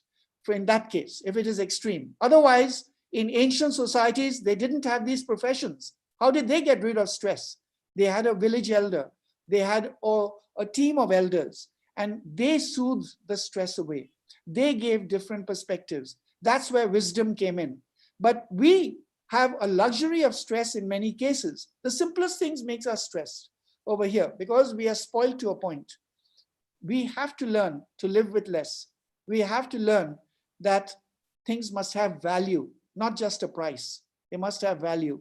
And if we keep learning and helping the others learn and helping the weak become stronger and stronger, our own stress will be obliterated. So I don't want to give, in the interest of time, I'm giving a capsule answer, but please do not take it that I'm brushing aside the question. I will receive every question possible, right? But the thing is that the most powerful approach I have found is go and help somebody who's more stressed than you immediately. Thank you, sir. Mr. Tyrone. Yes, doctor. Is there anyone else who has a question? Important question, Tyrone, in the chat box, right? Because here this Sir, person is asking, can you explain once more about entrepreneur? you want me to explain again about the entrepreneur? Yes, sir. All right. Tarun, do you want to explain it? Sir, we would request you to go take on. ahead, Dilip. We would request you, sir, All right. Go All right. ahead. because So, always we'll entrepreneur- get something new from you. All Sir, right, fine. See, thank you for your question. Firstly, get the pronunciation correct. I'm glad that you were on the right track. Entrepreneur. It is not entrepreneur. It is not entrepreneur or anything like that. It is entrepreneur. It comes from the French. Jean-Baptiste Say was the progenitor of the word. Entrepreneur is a person. The entrepreneur is an opportunity spotter who capitalizes on it. But the meaning of the word, if that's what you're asking, entre means to enter in French, right? Entrer, to enter. And preneur comes from prendre, to take. So what I meant in the first drawing was the entrepreneur enters and takes advantage of the opportunities and possibilities in the market space in order to capitalize on them. The second meaning of entrepreneur, entre is the same, to enter. Preneur is broken into pre and ne. Pre is in advance and ne is the brain. So the entrepreneur enters in advance the brain of the prospects in the market, the customers, the clients, the people who could be stakeholders, and influences them to come and follow him or her and come out with winning outcomes. So the entrepreneur is entre plus prendre or entre plus pre plus ne. There are two different meanings, but they come together, right, in the behavior of entrepreneurship. Sadly, we have all sorts of people pouncing around as entrepreneurs who have no clue what the word means. They come up with all sorts of terms. And these expressions are just like cheapskate mantras and cliches that are floating around the market space. Go to the root word of any word that you don't understand, and you'll get the meaning coming through, right? Sanskrit, Latin, Greek, they are root languages, principally speaking, right? Go to those languages, to the roots, and you will build your vocabulary. There's a question, Dilip. Yeah. How do personal goals change with age? Yeah, good question. Again, I repeat what I said, GOALS should be go on and live successfully. So it doesn't mean that at the point of success you die.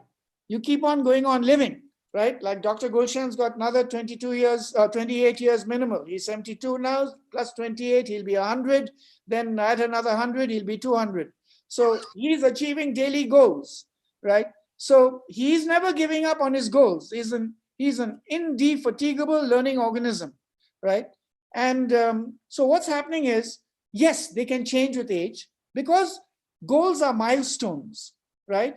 You imagine a roadmap and you're going from a starting point to an ultimate horizon. And en route to that horizon, there are many milestones. So these milestones are your goals. Of course, once you achieve them, you're going to have fresh goals. You're going to have new goals, right? So they will change. You're quite right. And with age means you'll be more mature, you'll have more experiences, you'll have more expertise, you'll be meeting more people, you'll be reading more books, you'll be having more encounters with stuff that you never anticipated, and you'll have fresh goals. You'll probably meet the person of your dreams, and she will start redoing the goals for you too. So this is an evolutionary phenomenon. So don't freeze your goals. Don't freeze. Nothing grows in ice. Be fluid, flow. Wonderful. Is there anyone else with a question? Sir. Yes. Shoot it. I want you to explain again that super teacher is a dream infused with success thinking. But what do you do if the teacher is not good to teach? I mean, what about a teacher? No, it's not too clear. Could you repeat that? Did he say super teacher, dream builder? Yes, sir. Okay. The super teacher is a dream builder, right? Mostly we have youths and younger children who are not having dreams, they're having nightmares because they have to finish a syllabus, they have to do the homework, they have to go for the exam, they don't have a childhood, they don't have any play power, they've just got to do. just to finish a syllabus. There's no joy in learning. So the super teacher is not going to give homework. The super teacher is going to give home play. So the super teacher is a dream builder. So he or she is going to encourage the dreams within the student and the child from the younger stage upwards into college and beyond, right? I'm having to do this in leadership coaching with people who are senior executives who've lost their dreams. Their dreams have become demolished, right? So how do you rebuild the dreams? Never mind just build them. In many cases, they've been, scattered all over. So the super teacher has to have the quality of self-efficacy where he or she is a dream builder, and despite he or she having their own personal stresses. Look at the average mother. She's a super teacher in many ways. She goes through hell, but she's not passing it on to her children, right? They are heroines, absolutely. So you cannot celebrate Children's Day without celebrating the mothers. Of course, I applaud the fathers. I know Tyrone is an exemplary father. I know that Dr. Gulshan is an exemplary grandfather also. But what I mean is, by and large, right? As I said, mothers are the structuring force of society, right? So the super teacher has to be mothering as a woman, but even as a man, they have to be nurturing, right? And with the quality of self-efficacy. And that person has to be learning themselves every day and also learning from the students. They have to enter the classroom by loving and respecting the students and asking the students, what can each of you teach me today? Not just the teacher teaching them. If I give you 1 rupee and you give me 1 rupee, we each have 1 rupee. If there are 50 children in the class and I give them 1 idea and I get back 50 ideas, we have 51 ideas in the class. That is exponential learning. That is synergy. Sir, but if the teacher is not good, what about our future? What about, sorry, can you transcribe? He says if he's got a poor teacher, how does he manage? If you got a poor teacher, that poor teacher has to be reconstituted. Now, obviously, that teacher may be a good person, but who's a poor teacher. There are many people who cannot communicate. They cannot teach, they cannot learn, etc. And they've got a job just to earn some money because they have a family to support or whatever. Now, they've got to bring this to light. You have to have 360-degree feedback. Children have to be able to comment on their experience with their teachers, and it has to come out into the open. Otherwise, you cannot have corrective measures. If everything is kept under the rug, all secret, we are going to have lousy teachers propagating a generation of children who won't be able to pass any exam.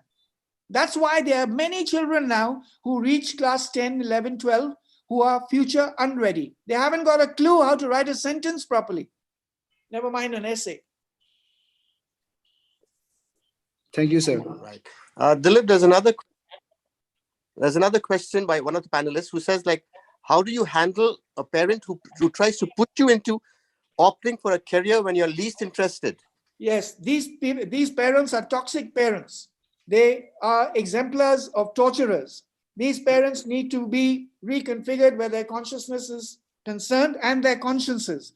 What is happening is, in one sense, a parent who has not been able to achieve his or her dreams, they want the child to achieve it, so that's a positive, as long as the child is following the path of their own volition. But if you have a parent who's just force-feeding the child into a can of sardines and saying, I want you to perform, they're going to have really miserable lives. Those parents need to be re-educated. You have to have citizens who have citizen counselors.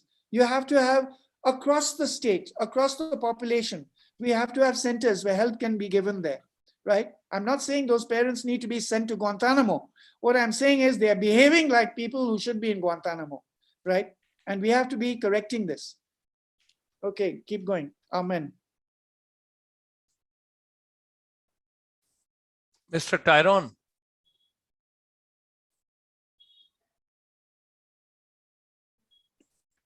Mr. Tyrone. I think he's gone into a coma. No, his mic is muted. Yes, doctor. Yeah, please. Is there anyone else with a question?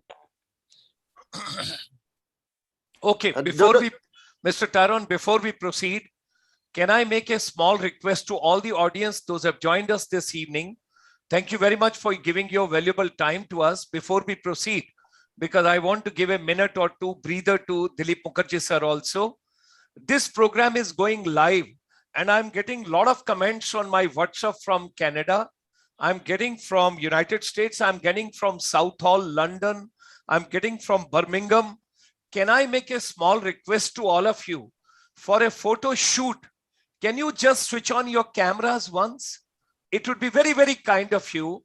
If you all can switch on your cameras and you can come live, maybe you take 30 seconds, maybe you take 1 minute, because then there'll be a photo shoot world over. And I want to tell the whole world that this program is coming live to you all the way from Meghalaya. Our honorable chief guest, distinguished guest, our dignitary of the evening, Shri Dilip Mukherjee is joining us all the way from Meghalaya.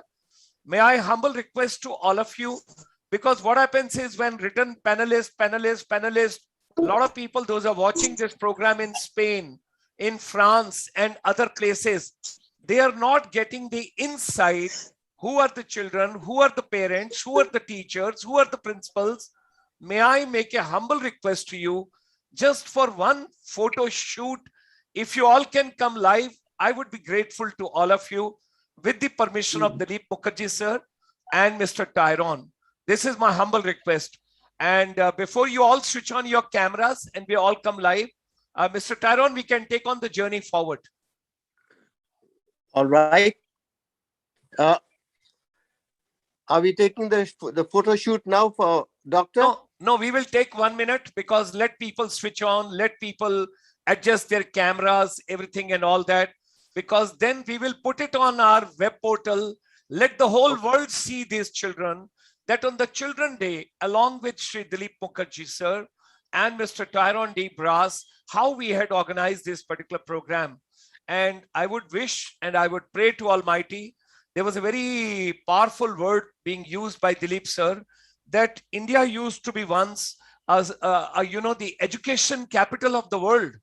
Can we start in a humble way, that Meghalaya becoming initially the education and the skill capital of Northeast, and then the people from rest of India going to Shillong or to other places in Northeast, and then the people from world over coming over there.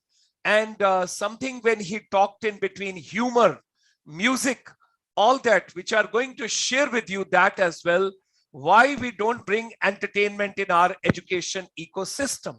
Why don't we bring happiness? Why don't we bring, there is a doctor whose father got Padma Shri, and he is at present in United States. I met him before pandemic and he says, Doc, I don't understand one thing. Why don't we bring fun in our education? Why don't we bring humor in our education? So by the time everybody get dressed up nicely and switch on their cameras, I would request Dilip sir, we can take on this question and give about a minute or so to the audience to switch on their cameras. Sir, why don't we bring humor in our education? Why don't we bring music, dance, fun, happiness, stimulation, all that in our education system? Why education system is taking dry? Because when you give mobile phone to a child and when they are playing game, I vouch for it, they will not ask for breakfast. They will not ask for lunch. They will not ask for dinner. They will not ask for sleep. They would say, because it is they're enjoying. Why are we not making our education ecosystem enjoyable, sir?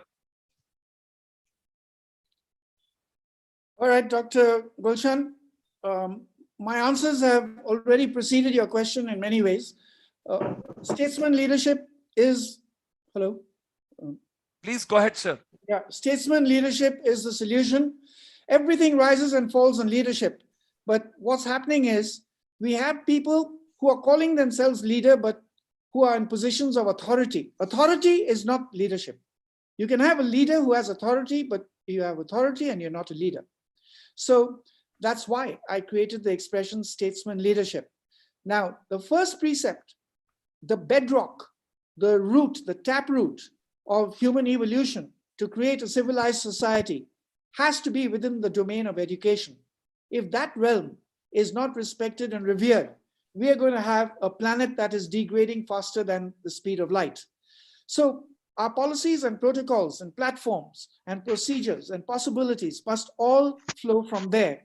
We have to have our governments at different levels, state by state, or nation by nation, etc., across the planet. We have to have our governments, even from rural communities, community by community, block by block, right, where they have what you have given a laundry list of qualities that are so admirable. You have to have joy of learning, right? It's a precept. If you do not have laughter every day in the classroom, you're going to have misery. You're going to have children dragging their feet to school and racing out of the classroom. A good teacher, a super teacher, will not care when the bell rings because the children are not even leaving. They don't want to leave that teacher, right? They're having so much fun, so much learning, so much of magnetic experiences that that learning experience is never going to be forgotten, right? I remember all my great learning experiences from super teachers I had as I was evolving, right? They were fantastic. So we cannot have, at this point, we do not have the status quo whereby if you look at the balance sheet of accomplishments where teaching is concerned, we do not have a critical mass of teachers that are accomplished. Right now, they are qualified. They are qualified with an academic qualification. It doesn't mean they are qualified to teach. If you study what's happening in Finland, for example, they have people who've got masters in education or maybe PhD in education, etc. They will still not be selected to teach unless they can prove they can teach. The qualification alone does not matter. So it's not good enough us saying that we need more education when all it is sitting in a classroom, plodding through textbooks, sitting for an exam, getting a few abbreviations after a name, and having the credentials of a teacher. That is not a teacher. I know many mothers and fathers who are sitting at home teaching their children far better than anyone's teaching in the classroom, right? So we have to change the way we look at it, right? In primitive societies, elders of society taught the children, right? If you take the Aborigine society, for example, they got heat from their grandchildren and they gave light back to them. We have to have an exchange of heat and light, right? This is not taking place. All we have is heat coming at the poor students. So many of our schools, they have discipline masters. I've seen this in Singapore too. Discipline masters, are you crazy? If the children have inspired teachers inspiring the children, you'll never need to discipline them. Never, right? They're going to not want to leave your sessions. They're not going to want to leave the classroom, right? So we have to have a public policy that mandates joy in learning. Absolutely. Joy, humor, laughter. Laughter is serious business. So the list of attributes and qualities that you have enumerated over there, Dr. Gulshan, has to become official. It cannot just be a lounge room talk or something like that. If it is that, it's just aspirational, and that's hot air, nothing else, right? So we have to make concrete realities out of all this. Otherwise, our children are going to go full speed to nowhere. We have to give them love with a meaningful future. We have looted their futures, our generation. We have to give back with interest. Absolutely. Most people will not speak up because they're too shit scared to do so, right? Absolutely, sir. Absolutely. Thank you very much. Thank you. May I humbly request, I gave enough time to all of you to kindly switch on your cameras, please, because we have to take one video shoot and we have to send across to the entire world. It will give a very positive message from India, from Meghalaya, all the way from that beautiful state to which, we would like to make as an education capital of India and global education capital. Let's regain the lost glory. All the people, those who have joined us, you have been so kind. And, hats off to Dilip sir. He had been kind to give us 3 minutes and 2 hours this evening for this particular program. And to Mr. Tyrone and all of you over here, please switch on your cameras. We can take one video shot properly. Otherwise, it won't give a good message when I send across to world over and in our magazine and in our newsletter, wherever you are, and relax, whatever you are casually dressed up, you're enjoying home, you're holding a cup of tea or whatever is there. I'm sure you're more than welcome to be nicely enjoying your evening. I would request you kindly just switch on your cameras for a minute. We'll click a shot and a few are left over. I would request you please kindly switch on your cameras. It would be a great gesture and we will take on a beautiful shot. I have got 1, 2, 3, 4, 5 more people left over. Please, I would request you. Yes, only 3 are left over. Yes, only 1, 2, 3, 4 are left over. 5 are left over. Kindly switch on your cameras. Even less light, more light, bright light, dim light, all lights are acceptable, no problems. But come on camera, I would request you, come on camera. Otherwise it won't give a good impression, you know, world over, because people are watching this program, people are enjoying this program, and you can't imagine, on my WhatsApp, I'm flooded, and my mobile should not blast because so many things are coming on my mobile, and they are telling where from this program is coming up. And many people, those are listening to our legend and to our visionary and to our chief guest this evening, DILIP Mukherjee sir. And it's a treat to my soul, spirit, my ears, my heart, my wisdom, my vision, my humble. I wish to join school again as a kindergarten, because that's the way I'm feeling so happy this evening. Only 3 more are left over. Could you be kind enough to switch over your cameras, please? I'll be grateful to you. It will be a beautiful shot which will come. Maybe if you don't want to listen to me, Mr. Tyrone can make a request to them. Maybe they will listen to Mr. Tyrone. All right. Okay. Doctor's made an impassionate plea. Please switch on your camera. Let's take the picture. Yes. Okay. Yes. In 1, 2, 3.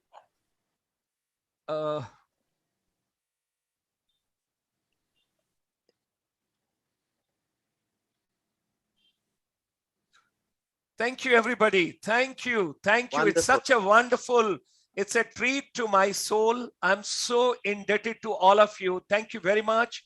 And particularly DILIP Mukherjee, sir, I bow my head before you as a soldier. There's so much to learn from you. There's so much to pick up from you. And I wish there should be some session. You know, I do not know. Then you will say, Dr. Sharma, I won't spare you. I do not know. If you really want to help the global humanity, if you want to help India, if you want that we should regain our lost glory, I think we need you. We need you. We need you more and more. And every time I listen to you, I'm more hungry. I'm more like a small child. And believe you me, I'm feeling so happy. Nothing would have nothing would have given me more soothing, solace, happiness, and you know, so much to my cerebrum what I have picked up this evening on the Children's Day from you. And all of us, those who have joined over here, Doctor? I wish to, yes, I will give it to you. Okay.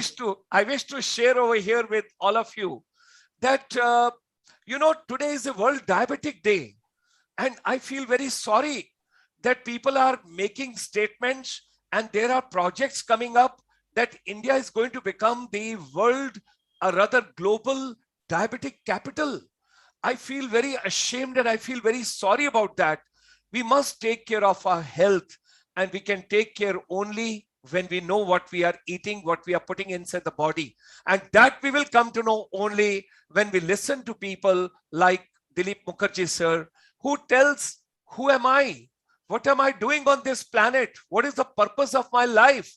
And how can I add value on this planet?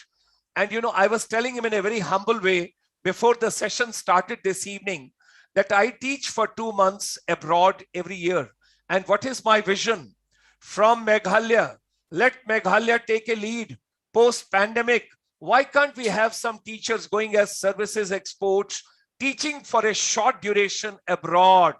It will be a services export. If India has signed a document with Japan that 3 lakh youth are required in health, wellness, yoga, and medical services. Yesterday, Mr. Tyrone was very kind to get the Principal Secretary Health, Government of Meghalaya. All of us, we can contribute.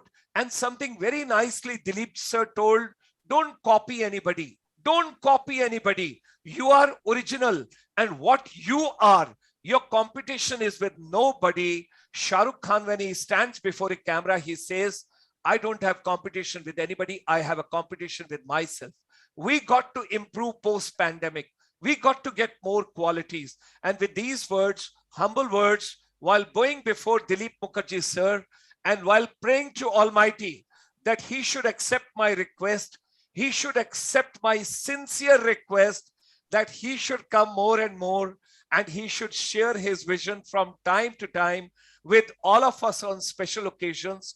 I'm folding my hand like a soldier, and I really tell with lots of sincerity. It's right from the bottom of my heart, because we really want to help humanity. And I would request Mr. Tyrone to kindly take on the journey from here, please. I echo everything that Dr. Gulshan just said. This has been one of the most interesting conversations we've had for a long, long time. And before we come to a close, I think being Children's Day, we'll get a question from Sanskrita. Sanskrita, are you there? Yes, sir. Sanskrita, Yes, sir. shoot your question. So since we have stress and aims too, both, and sometimes a little tension is important for achieving our goals. And if the tension increases, and as sir said, it can turn into a nightmare, how can we balance both? Dilip? Yeah, very good question. I'm trying to look for a rubber band to answer the question. Just one sec. Okay. Meanwhile, ladies and gentlemen, let me take this opportunity. By the time he comes back. I found one. Can I answer please. the question? All right, Sanskrita. Yes. Here's, can you see my finger and there's rubber band here in between? I will increase I'll increase the scope. Yes. Can you see that? Yes, yes. Yes, right. sir. So this, your thumb is at your present reality. And your forefinger here is your goal. Okay, imagine. And there's a rubber band between them, and there's a gap. This rubber band is creative tension. It is necessary in order to reach your goal. Wow. Now, you understand? Can you see the camera okay? Yes, now, yes. There are two ways you can lose this tension. One is, if you reach your goal, then you lost the tension, you need a new goal and new tension, and you keep rising. You keep rising, rising, rising.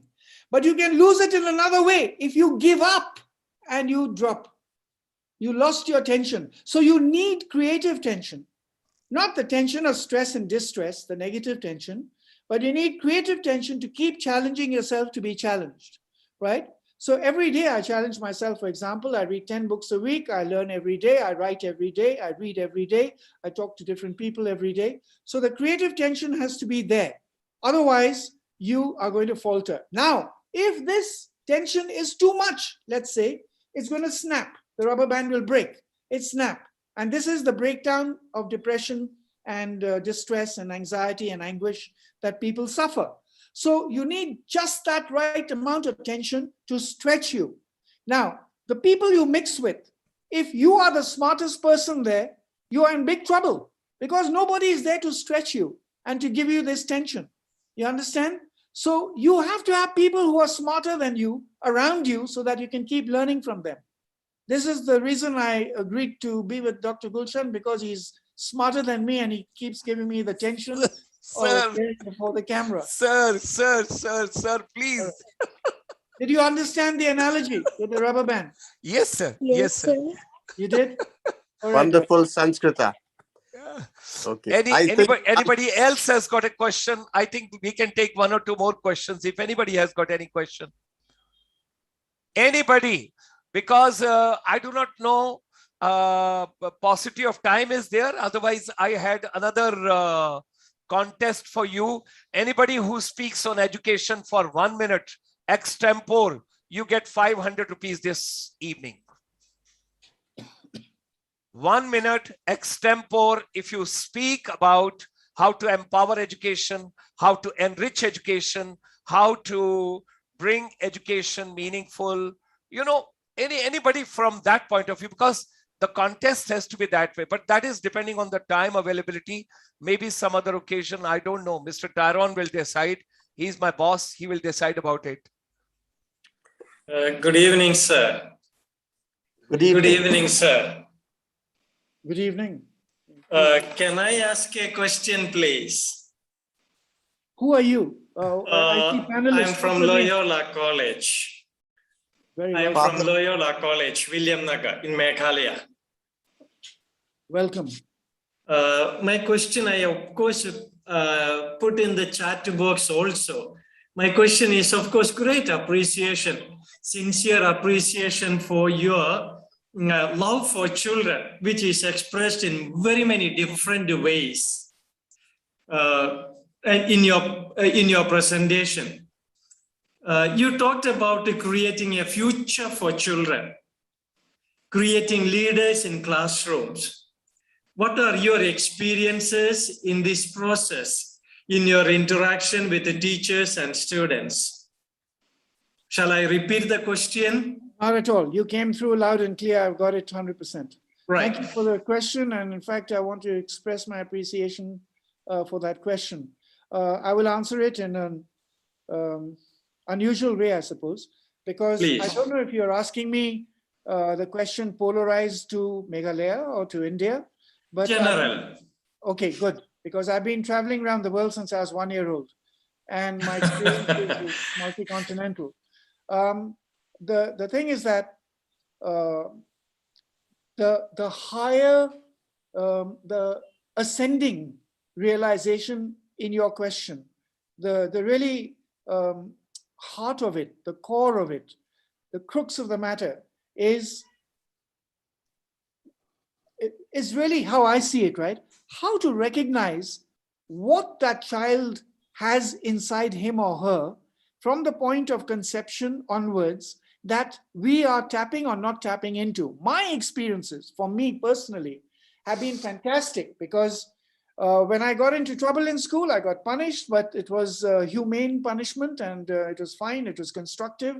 I asked my teachers lots of questions and I got lots of answers. It was all encouraged. It was an open system, open culture, right? It was not a closed door sort of system. It was not paranoid.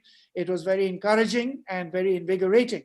Now, what I want to use with your question is to catapult it into the business world, into the world of adults, governance, business, you know, into the family constellation, into senior citizenry, and into the evolution of the planet. Believe you me, you come from a very prestigious institution which has a long pedigree historically, and not just from a religious point of view, but educationally, and I really respect that, right? But here's my question to your question, which I will answer, right? What is lying inside that child that needs to be tapped?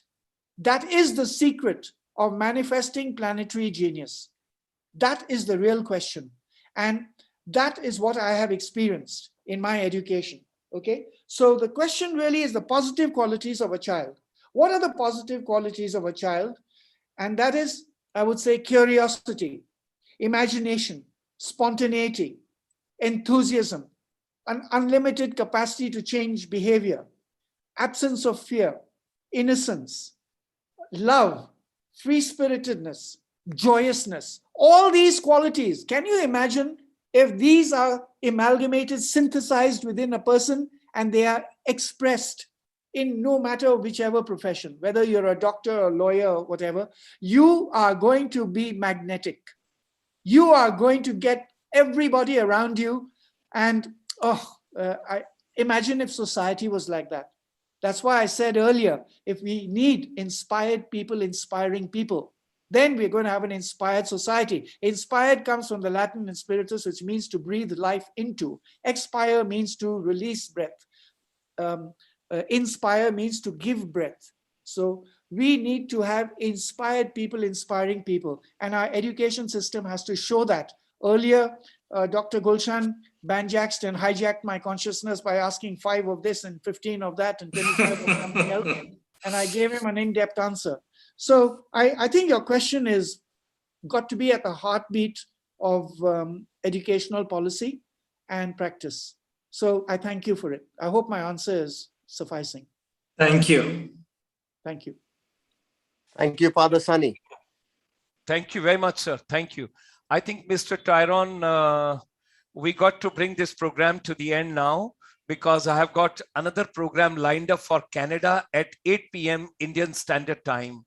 And my team has to do the preparations for that. It was such a scintillating and such a captivating moment this evening with Shri DILIP Mukherjee, sir.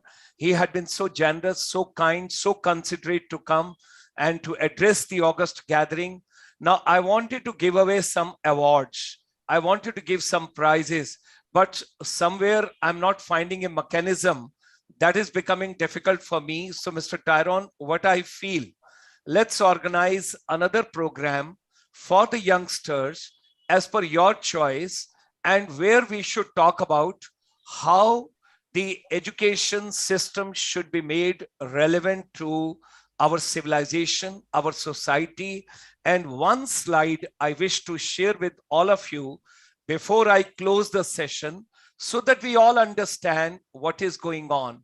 You see over here, those are from the engineering background, they can make out. Sir is from the marine engineering, he will also vouch for it. Whatever human mind can conceive and believe, it can achieve. These are not my words. This is Napoleon Hill, 1908, when he wrote, and people had discarded him. Nobody wanted to take. He took 20 years to publish one book, and he got $18 billion at that point of time with that book. And what was that? Making education relevant. And our chamber is working in that particular direction through innovative education, futuristic education, skills, micro, small, and medium enterprise, tourism of all kinds, entertainment, dance, music, wellness, happiness, relevant in our education ecosystem. Our chamber is a global confluence of educators, motivators, technocrats, counselors, wellness and tourism experts, corporate, government administrator, decision makers. Should you wish to be a part of this chamber, you wish to address any point of time, you want to come alone, we will get you through Mr. Tyrone. Our email we have given over here, gsmotivator@icsi.asia, and there's a WhatsApp number also available. You can get in touch with us, you can get in touch with Mr. Tyrone, and we would be more than happy to take the journey forward.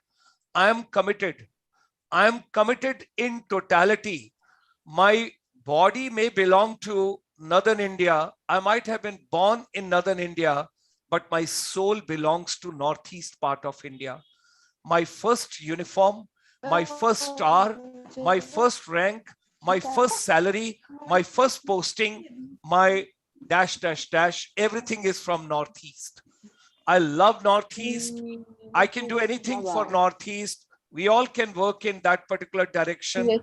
Let's plan it out, and we can take the journey forward the best possible way. With these words, ladies and gentlemen, let me come to the finale and to the end of this particular program. Few words from Mr. Tyrone, and finally, then I convey my deep gratitude and thanks to both of them for having joined us today. Mr. Tyrone. Thank you, Doctor, for your very wonderful speech. And I'll add one more feature. I think the Northeast is the most beautiful part of India. I'm sure. I vouch for it. Yes. I endorse. I second it.